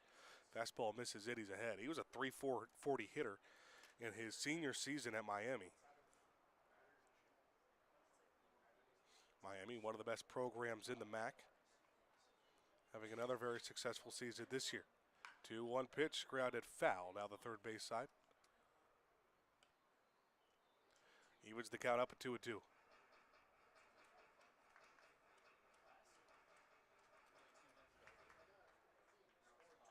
Well, I made it an easy switch. Baker was always going to be the one to come in to pinch run. Shady felt being another middle infielder. He just moved Blomquist over to second base as Baker hits one high to the track. Black and left will settle under it in front of the track for out number 1.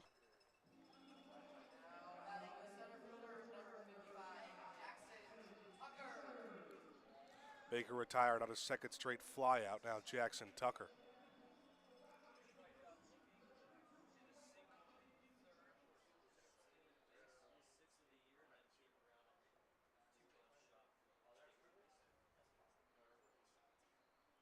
Thebe, first offering, fastball in a pretty good spot. It's called a strike very late, again from Jeff Osborne. The reason, though, Milbanks couldn't keep that in. So the rare strike called. That gets all the way to the backstop. Nobody on base, no harm, no foul. For Tucker, he was our player of the game in the Game 2 of the series, suspended game. 5 innings yesterday, 4 innings today. Swing and a miss, couldn't catch up to Thebe's fastball, and he's down in an 0-2 hole.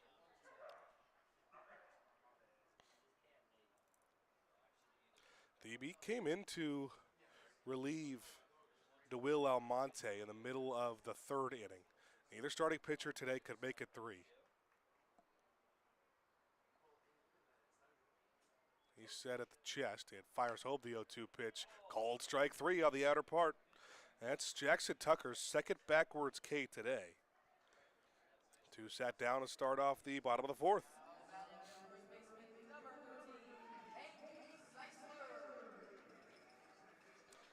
That's the first time today that Evansville pitching has been able to sit down the first 2 in order. Of course, scoring in the second and the third.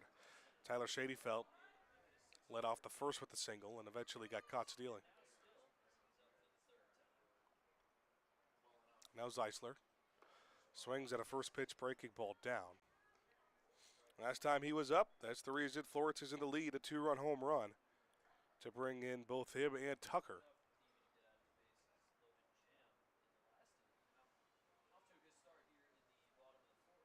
Out in left center. A 1 pitch, chopper to the right side. A long run for Pierce over at first. He'll have to throw it to Thebe, but he covers just in time for out number 3. So both pitching staff struggling, but this 4th inning, 1-2-3 for both sides. Florence still leads 6-4 as we go to the 5th on the Frontier League Network, powered by HDN.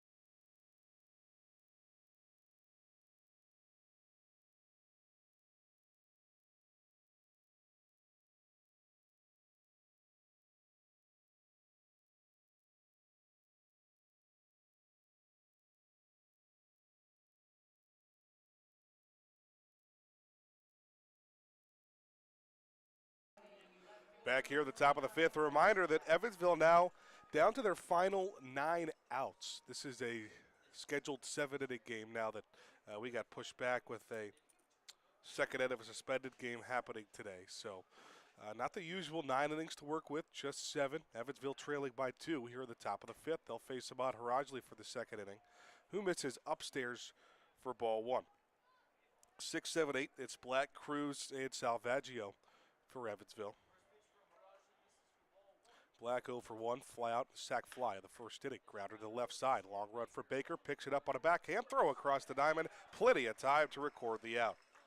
Really solid defense for the Florence infield now. 4 straight retired for Harajli.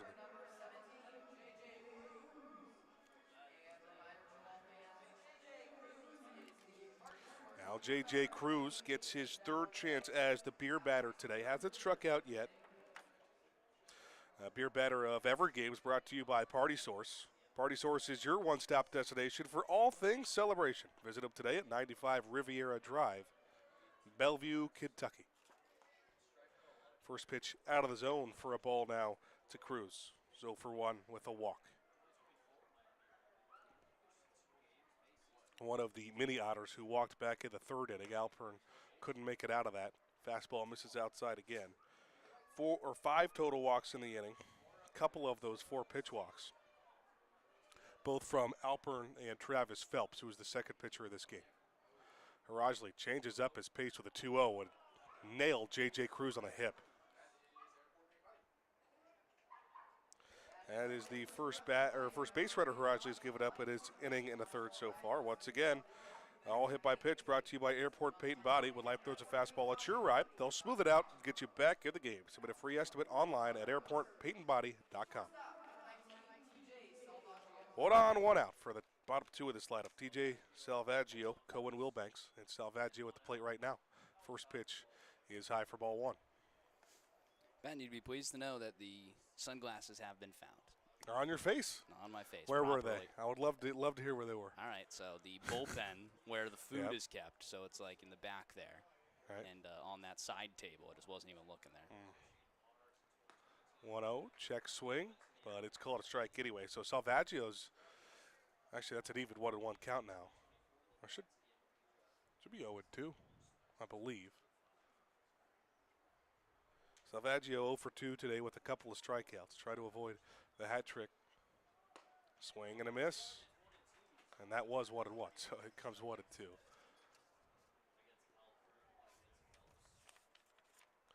Salvaggio has gotten the same exact spot in the lineup, spot out of the defense, all 3 games so far. Batting 8th, playing shortstop. It was 1 for 4 earlier today. Had a double that dated back to last night at the beginning of Game 2 of the series. Punches one foul towards the kid zone. Over down the first base side, stays alive with the count.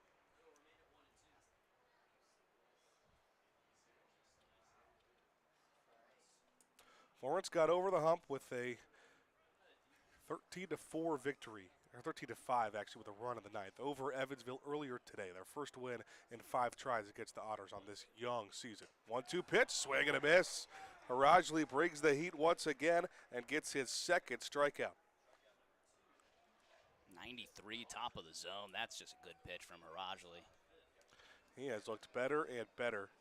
Again, an up and down appearance Friday in the series. It was the first time he was able to have a chance to record more than 1 out. 3rd of an inning in his first 2 appearances each. 2 earned in the first, 1 earned in the second. Here's the 9-hitter, Cohen Wilbanks, goes after a first pitch and misses. Well, I think if this tells the story a little bit of how Florence has handled some of these Evansville batters in the lineup, Wilbanks is 0 for nothing with 2 walks so far as the 9-hitter. One of those being a 4-pitch walk. Runner takes off for second. Pitch is called a strike. Throws a good one from Gutierrez. Yes! Don't run on Sergio Gutierrez. J.J. Cruz thrown out. Try to swipe second. Harajli gets out of the 5th. 2 very clean innings out of relief for the rookie. We head to the bottom of the 5th at a Florence 6-4 lead.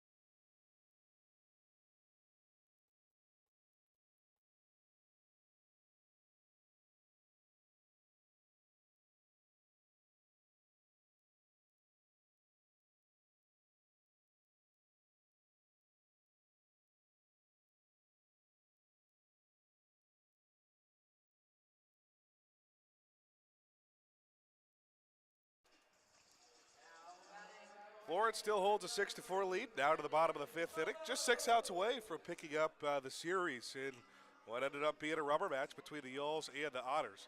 Florence would love to add some on. It does look like Ahmad Harajli's day might be done. He is slowly walking towards the Florence bullpented clubhouse over on the third base side. And he gets picked up by his teammates over there. Always a welcome sight. 4-5-6, it's the middle third. Brendan Bobo pitch way low, but he went after it. Down 0-1.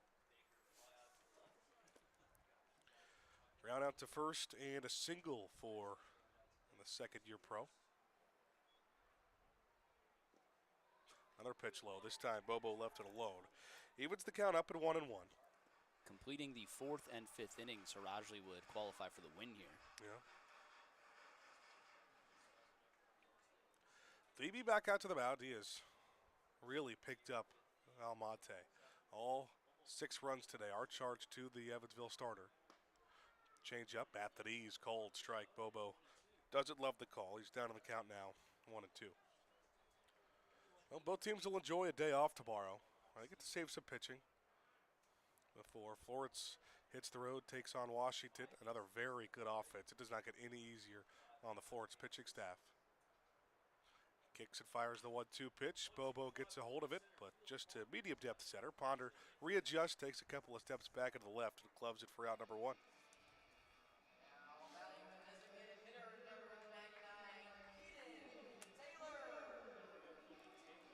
Keenan Taylor against his old squad, hit by a pitch his first time up. 1 out, nobody on base here at the bottom of the fifth.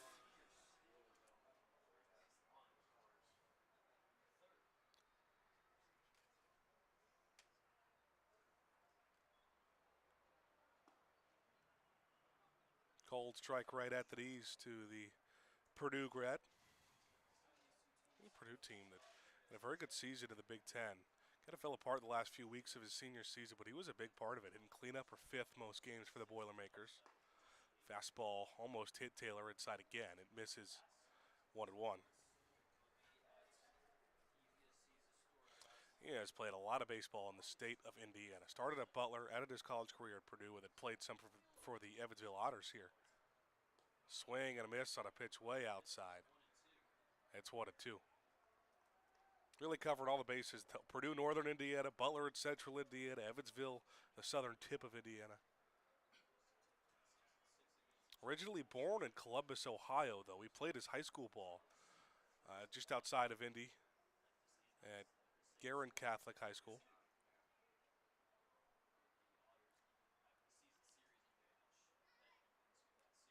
He's down to this count now, 1-2. He almost got hit again.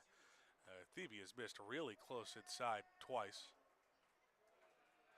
I'm not sure if he's really thrown a strike in this AB. Taylor's got after a bad pitch or two. Even 2-2 count.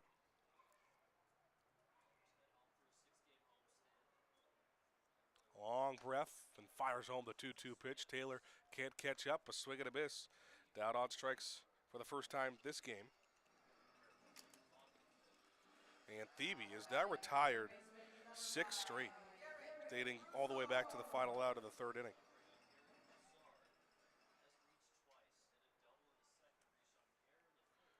Here's Broussard.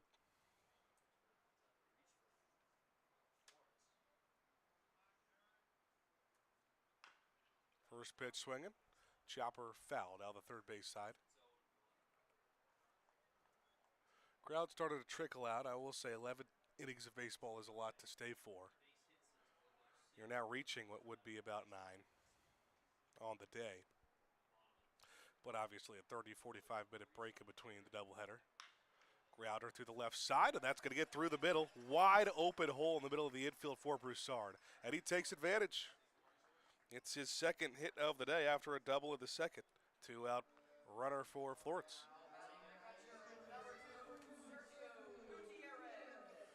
Gutierrez, top half of the inning, threw out a runner trying to steal second. We'll see what he could do at the plate. And he is the double stack batter of the game, too, as the 7-hitter. And Gutierrez, thanks to Wendy's. Wendy's delivers high-quality food transparently. Grab a juicy double stack today at your local Wednesdays. Local Wednesdays, rather. First pitch to Gutierrez. In there for a strike.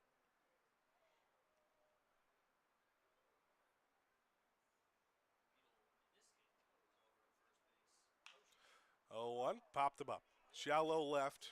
Couple ahead for Salvaggio. Go up, says he wants it. He'll grab it just in outfield grass for out number 3. How about these relievers, Harajli and now Thebe? We are through 5, and it's still a 6-4 Florence lead as we go to the 6th. 6 outs away from a series win right here on HTN.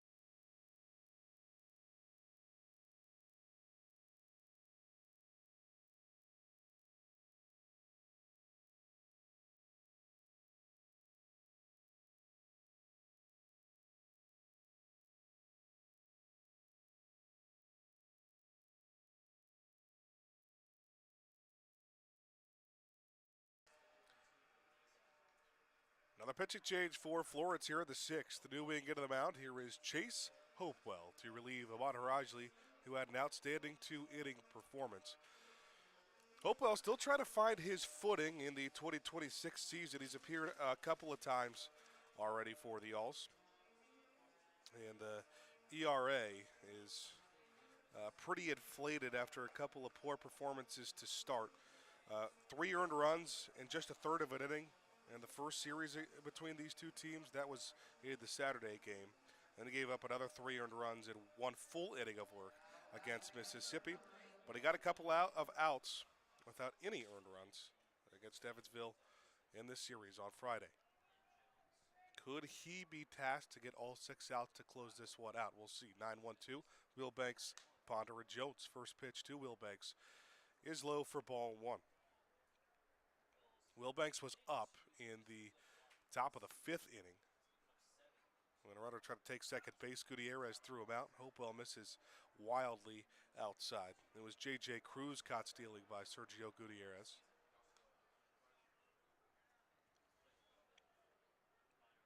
Command has sometimes been the problem in Hopewell's career. He was somebody who was signed to the Phillies all the way back in 2023. Played most of his minor league ball at Low A Clearwater. Fastball, catches a piece, called strike. When he's painting the corners is when he's at his best. 94, 95 on that fastball, but he has a tendency to either be wild or leave it over the middle of the plate, providing the power 4 hitters. Chopper to the right side. On the run, Blomquist has it. He'll take his time and throw to first for the first out.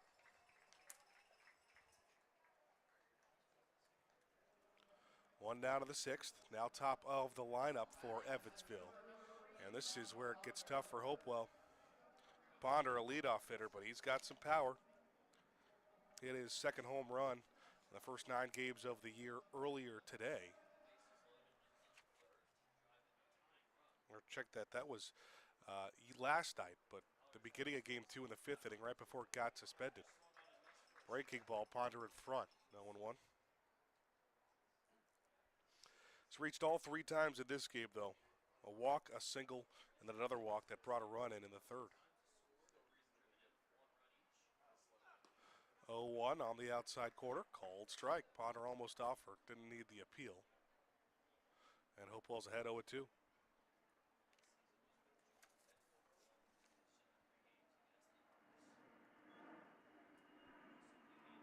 0-2 pitch, another wild pitch outside. Last one was outside to a lefty, this time outside to the righty Ponder.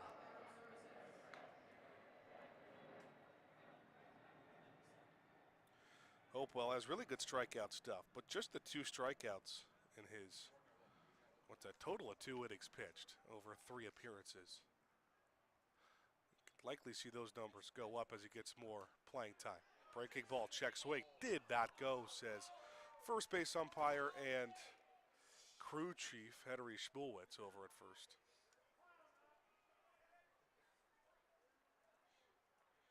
That evens the count up at 2-2.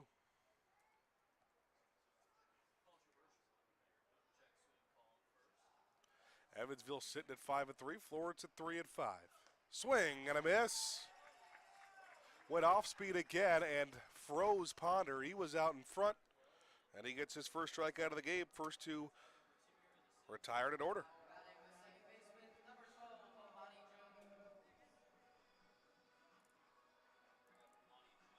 Hopewell would love a 1-2-3 inning to start, just like Harajli had in his top of the 4th. Florence leading by 2, 6-4, top of the 6th inning. We're only playing 7 today. 2-hitter Amani Jones. First pitch low to him. You can tell just the pure power pitcher that Hopewell is. Even has the complete grunt when he throws his fastball too. 1-0 pitch, went off speed again. You know, he is getting swings and misses on that off speed more than the fastball so far in this inning. That evens up Jones 1-1.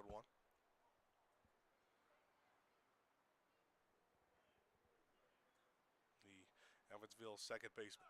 Swing and a miss, set up outside.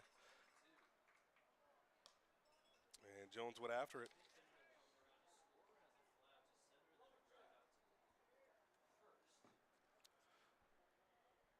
0 for 4 day for Jones in game 1 today, but had some pretty hard hit balls. All 4 were flyouts.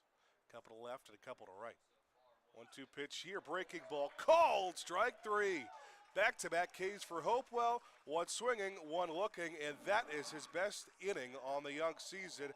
Florence 3 outs away as we go to the bottom of the 6th. 6-4 Yalls on the Frontier League Network, powered by HTN.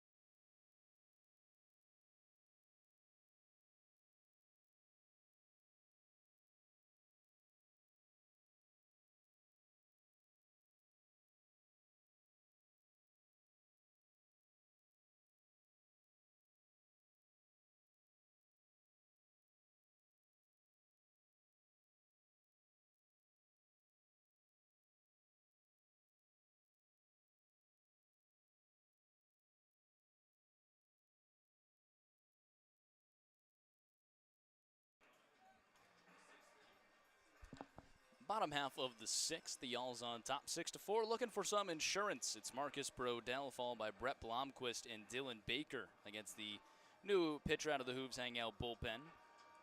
Looking for the perfect spot to relax and open your favorite Pokemon or baseball trading cards. Visit former Reds reliever J.J. Hoover at Hooves Hangout today, 405 Washington Street, Suite D in Alexandria. Marcus Brodell, a big swing and a miss to Alex Valdez, the new pitcher for Evansville. Final line for Nolan Thebe. 3 innings pitched, 2 hits, no runs, 1 walk, and 3 strikeouts. Big swing and a miss again. He's down 0-2.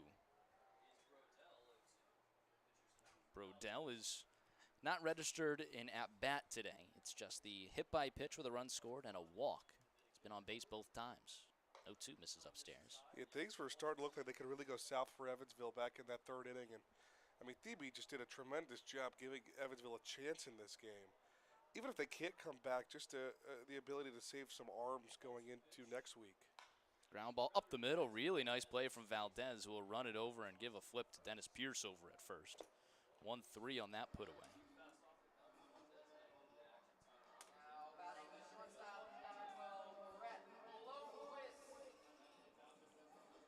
Brett Blomquist will step into the plate. Probably your player of the game. Grand slam home run in the 2nd. That's the biggest home run of the game so far. I mean, obviously the 2-run shot from Hank Zeisler gave you the lead. Well, we've spoke to Hank. Get to speak to Hank plenty of times throughout the year. Blomquist's first home run. First professional home run. That one's in there for a strike. Had to feel good. 91 right in there. It's a 1-1 count with the bases empty. That one's fouled back. Alex Valdez, a very talented reliever for Evansville. He looked good against Florence in Bosse Field, or at Bosse Field, I should say. There's a lot of Evansville pitchers who did that Florence has gotten to the second time around in the series. I mean, obviously some of that's seeing a pitcher twice. 1-2, hard hit over towards the shortstop, fielded on one hop is Salvaggio. Long throw to first is a bloop, but gets there just in time to beat out the speedy Blomquist. A couple really hard hit balls that end up at outs in this inning for Florence. 2 away quickly, it'll bring up Dylan Baker.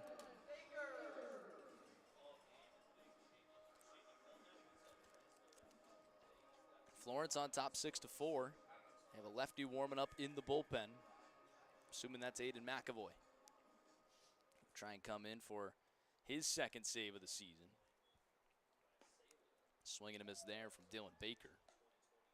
Are we starting to see a trend towards McAvoy maybe becoming this team's closer? Yeah. Hopewell maybe the setup man. 0-1 fouls it away. Of course, I think that everything can change. Obviously, it wasn't a massive, overwhelmingly great start from Liam Alpern.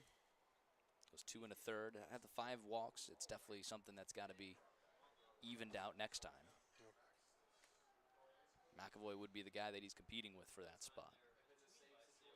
As it stands right now, 0-2 is blooped out towards shallow center field and in for a base hit.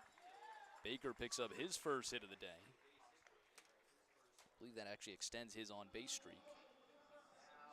In a game that he wasn't even supposed to start in. Yeah.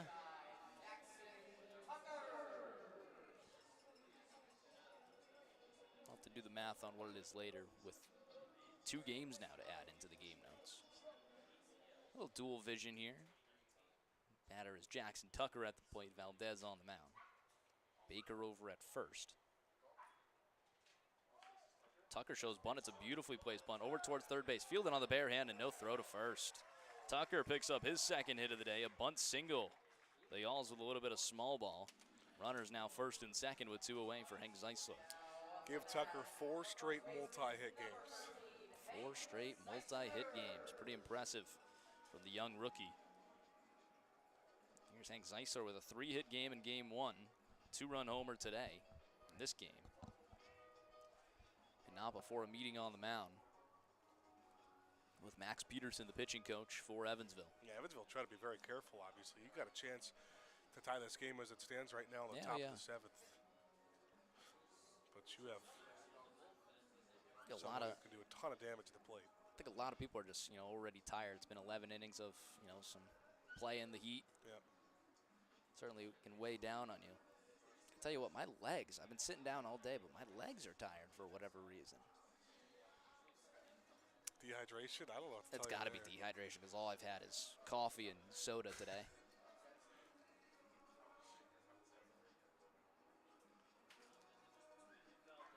Yeah. Mixing in a water is never a bad idea. Usually the cure for most things going on with your body. Yeah. Water and Advil, the two things that'll fix just You're an about Advil everything. guy. I'm a Tylenol guy. I'm an Advil guy. Tylenol, ibuprofen for me. I've dabbled in the Advil game as well. Like swing and a miss. Advil's the 12-hour one? Or that's a leave. No, that's a leave. That's yeah. a leave. Advil is that ibuprofen? It's ibuprofen. Oh, okay. Yeah, no, so I'm with you there.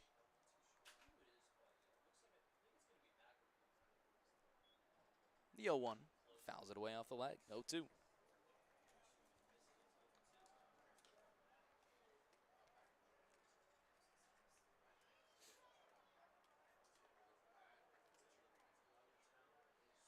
Winnie City Thunderbolts with a win today. 14-3 win over Gateway. Won the series in Gateway, Arsenal BG Ballpark.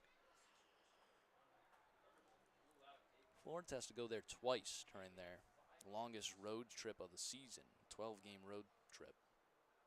Begins and ends in Gateway. The 0-2 bounces in the dirt, swallowed up by the catcher, Will Banks. No movement. I'm going to have to find a hobby. You might.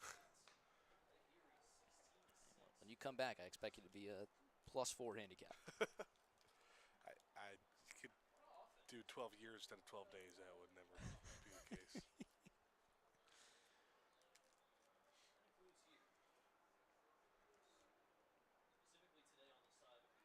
The 1-2 bounces in the dirt, gets away from Will Banks. Runners off to second and third safely.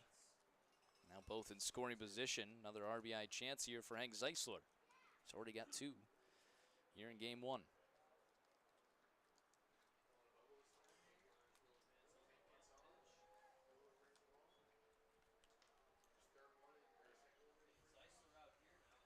Post-game autographs today. First post-game autographs of the season.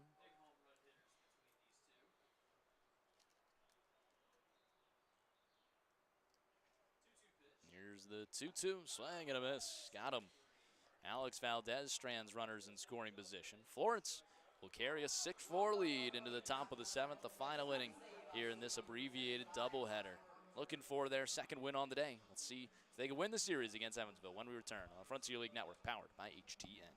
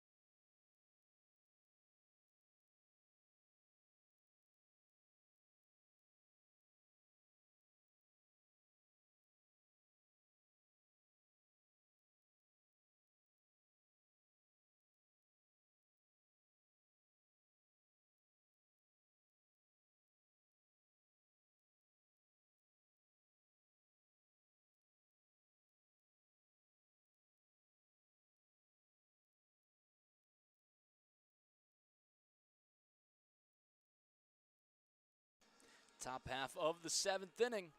Aiden McAvoy is your Lee's Famous Recipe Chicken pitching change with the new wing coming into the game. Pick up the best wings in the tri-state area.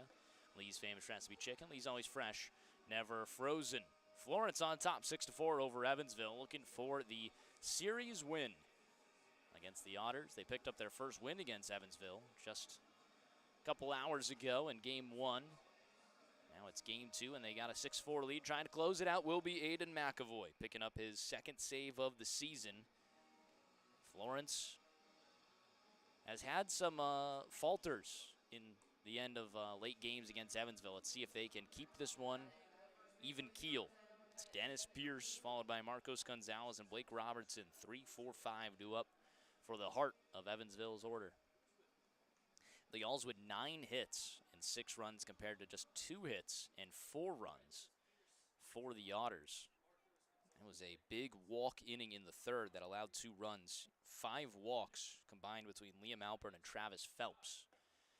That's kept Evansville in this game a little longer than they should have been. If you don't do that inning, I mean, you're looking at 6-2 and you feel a lot more comfortable. Might have even seen Hopewell go for another one. First pitch missed away. Here's the 1-0. That one's punched out towards right field. Bobo on the run trying to get there. He's not going to. It bounces off the bottom, and then he runs by it. On the way to second is Pierce. He'll stop there. I think Bobo was hoping that he would run to third as he fires a ball in. That's a leadoff double and brings the tying run to the plate in Marcos Gonzalez. Evansville has alligator blood that won't go away. They have walked off Florence twice, and then earlier this series on Friday, took the lead in the top of the 9th. It was a blown save for the Y'alls, actually off of Aiden McAvoy. So he's looking for some revenge here. He's not going to start it off without a little bit of a scare. Already the runner in scoring position. That one misses outside. 82 miles per hour. McAvoy's been kind of launched into a role I don't think he was expecting. You know, came over in a trade as a starter from Joliet. Long relief is one thing, but now to be asked to close ball games is a completely other. That one misses inside. He's got electric stuff. And in that game on Friday, it was a 1-play mistake. Actually, probably a 2-play mistake. The umpire blew a call, and then Dylan Baker with an error over at short. There's a line drive up the middle and through for a base hit, station to station, runners at the corners. Now the winning run coming to the plate. So the go-ahead run coming to the plate. Nobody out. It's Blake Robertson. 103 off the bat. Saw every bit of that. That was just 92 left over the heart of the plate from McAvoy.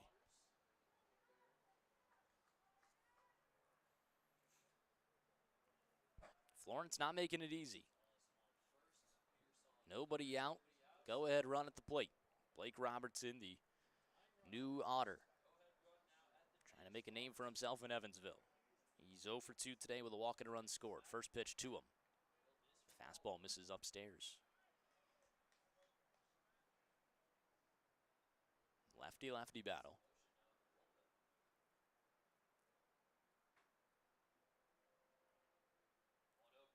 The 1-0 rope down the right field line and foul. 1-1 count.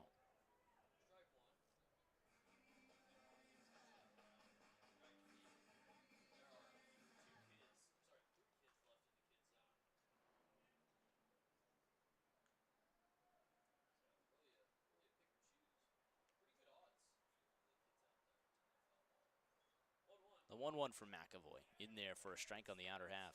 Nice off speed at 85. Robertson calls time.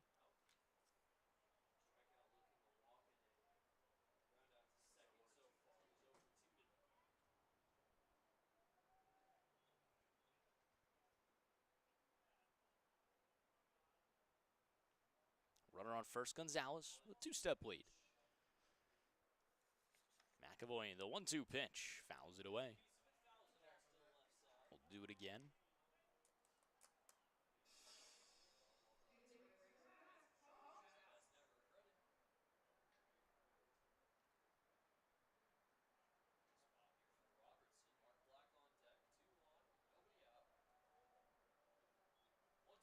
One-two pitch. Slider misses away. In and out of the glove of Gutierrez.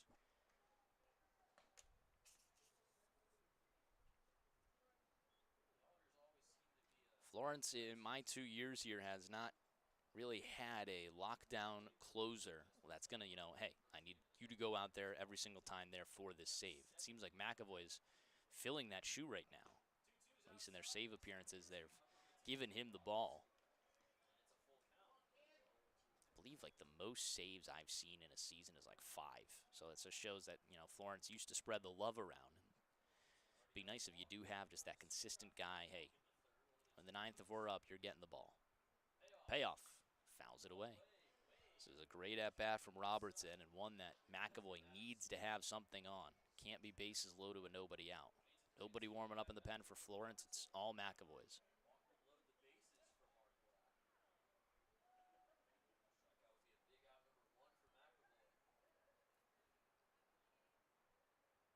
From the stretch, the payoff pitch. Fastball called. Strike 3, top of the zone. Beautifully placed. It's right in there. Kissing the top at 91.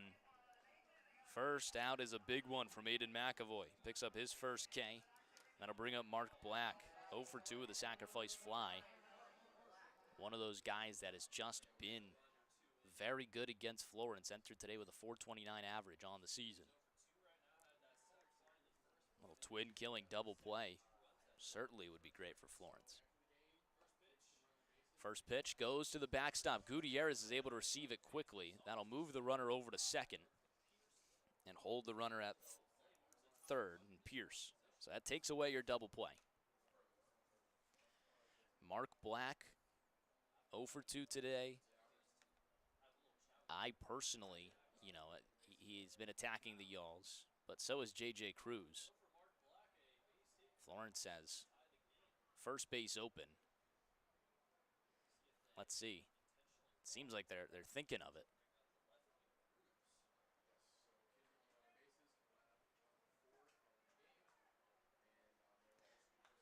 Your tying run is in scoring position.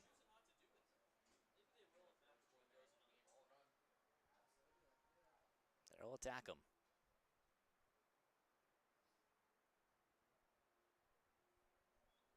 1-0. Fouled away. 91 on the outer half.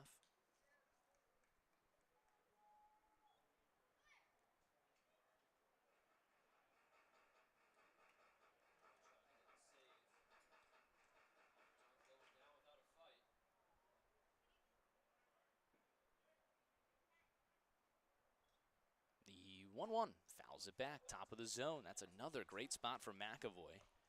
Right there. Just elevates the eye level from Black. It's been back-to-back fastballs. Let's see what he goes to here. Slider would be breaking in on him.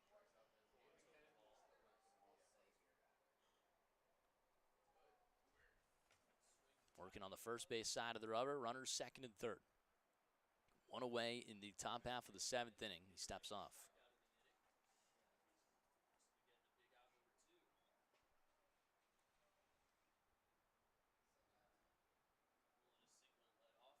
Glove at the belt. Delivers the 1-2. Check swing. Doesn't go around. Umpire not over down the first base line, so making that call from second. That was close.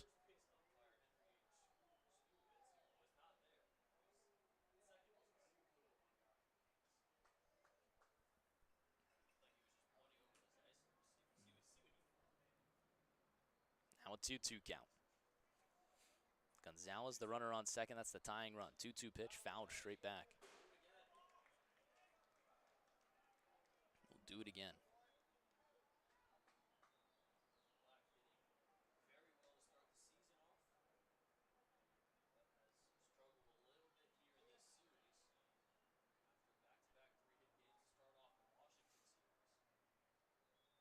Here's the 2-2. Misses outside. We got another full count. J.J. Cruz hit a walk-off against Florence in Evansville. This would not be a walk-off, but he does have the talent and the clutchness to do so. You have first base to give, so it's not the worst thing. McAvoy's going to step off.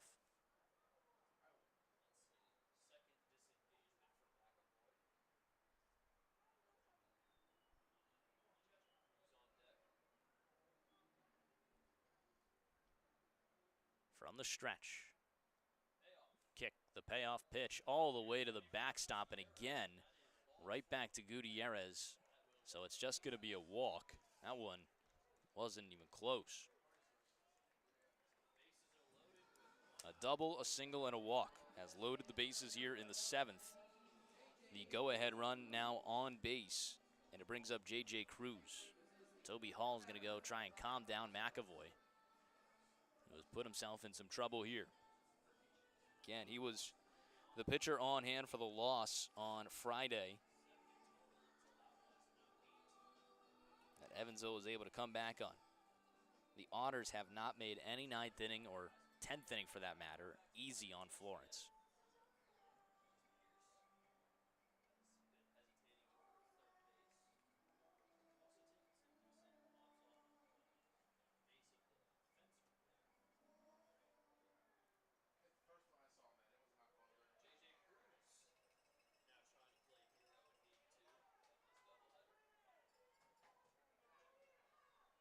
J.J. Cruz, the lefty. That's a good thing, too. It's a lefty-lefty battle. 0 for 1 with a walk and a hit by pitch. Bases loaded for Evansville. McAvoy trying to get out of it. First pitch, slider, beautifully placed at the bottom of the zone, but not called. Was a few inches downstairs. Just looked really good in on the hands of Cruz.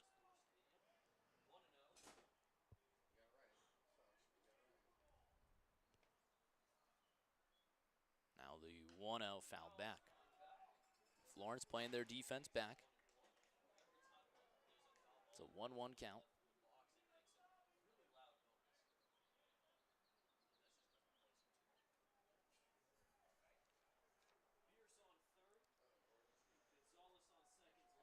A lot of action in the Evansville bullpen. Here's the 1-1, fouls it away, 1-2.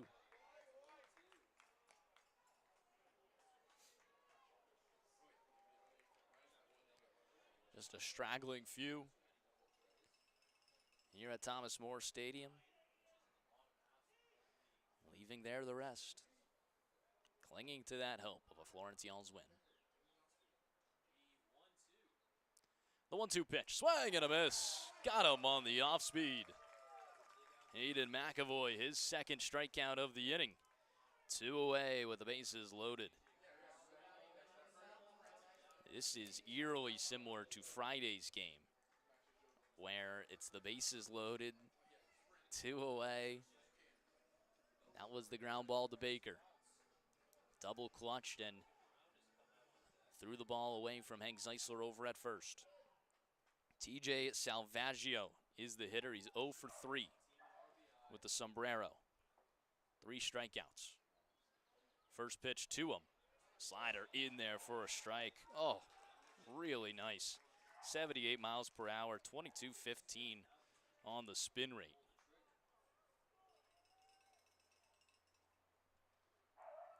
No 1 count. The 0-1 skied foul, first base line. Zeisler all the way to the net, and he runs out of room. Souvenir for a lucky fan. It's an 0-2 count. Evansville down to their final strike.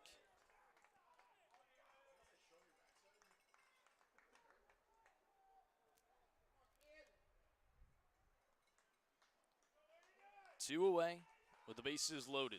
Tying run on second, go-ahead run on first. McAvoy from the stretch, the red glove of the belt. The 0-2 pitch, fouls it away, will do it again.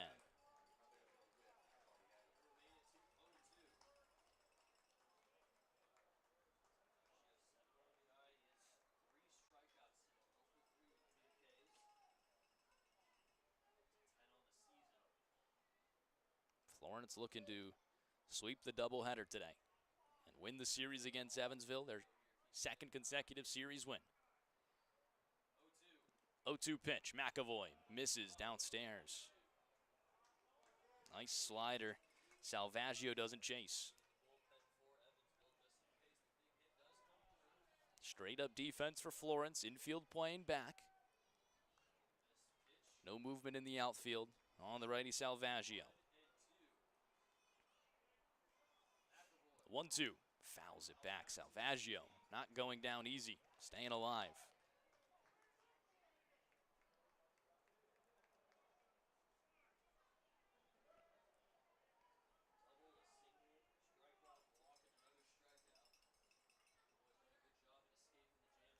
McAvoy searching for his second save on the season, the young 2026 season. Comes set the 1-2, fouls it back again. What an at bat. Fans are ready for some autographs. The Y'alls are hoping for a win.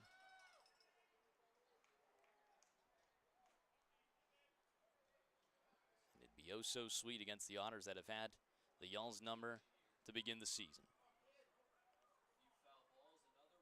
Glove at the belt, the 1-2, swing and a miss. Gutierrez hangs on, and McAvoy strikes out the side with a little bit of the dramatic, stranding the bases loaded. Florence earns the series win against Evansville in a 6-4 victory here in Game 2. What resiliency from Aiden McAvoy. Put himself into a jam after 2 base hits to start off the ball game, or start off the 7th. A walk loaded the bases, but after that, simply business, striking out Robertson, Cruz, and Salvaggio in fashion. He picks up his second save. Ahmad Harajli gets his first professional win with Florence. And the loss would go to Almonte. The Y'alls have moved to 2-4 against Evansville on the season, and 3-5 in their record.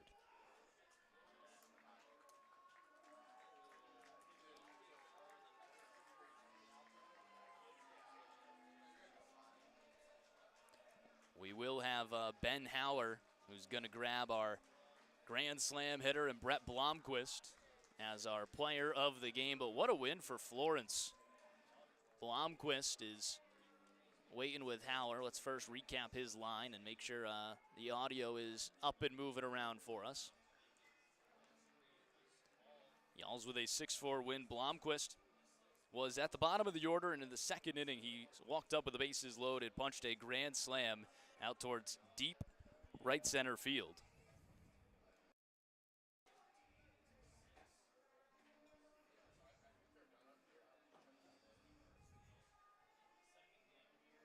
And we'll send it down to, yo, Caden, what did you just do?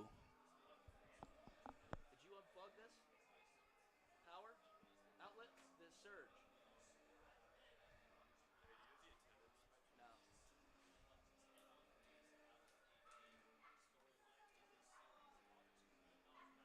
We just lost everything here, brother. Bro, is this power outlet on or off?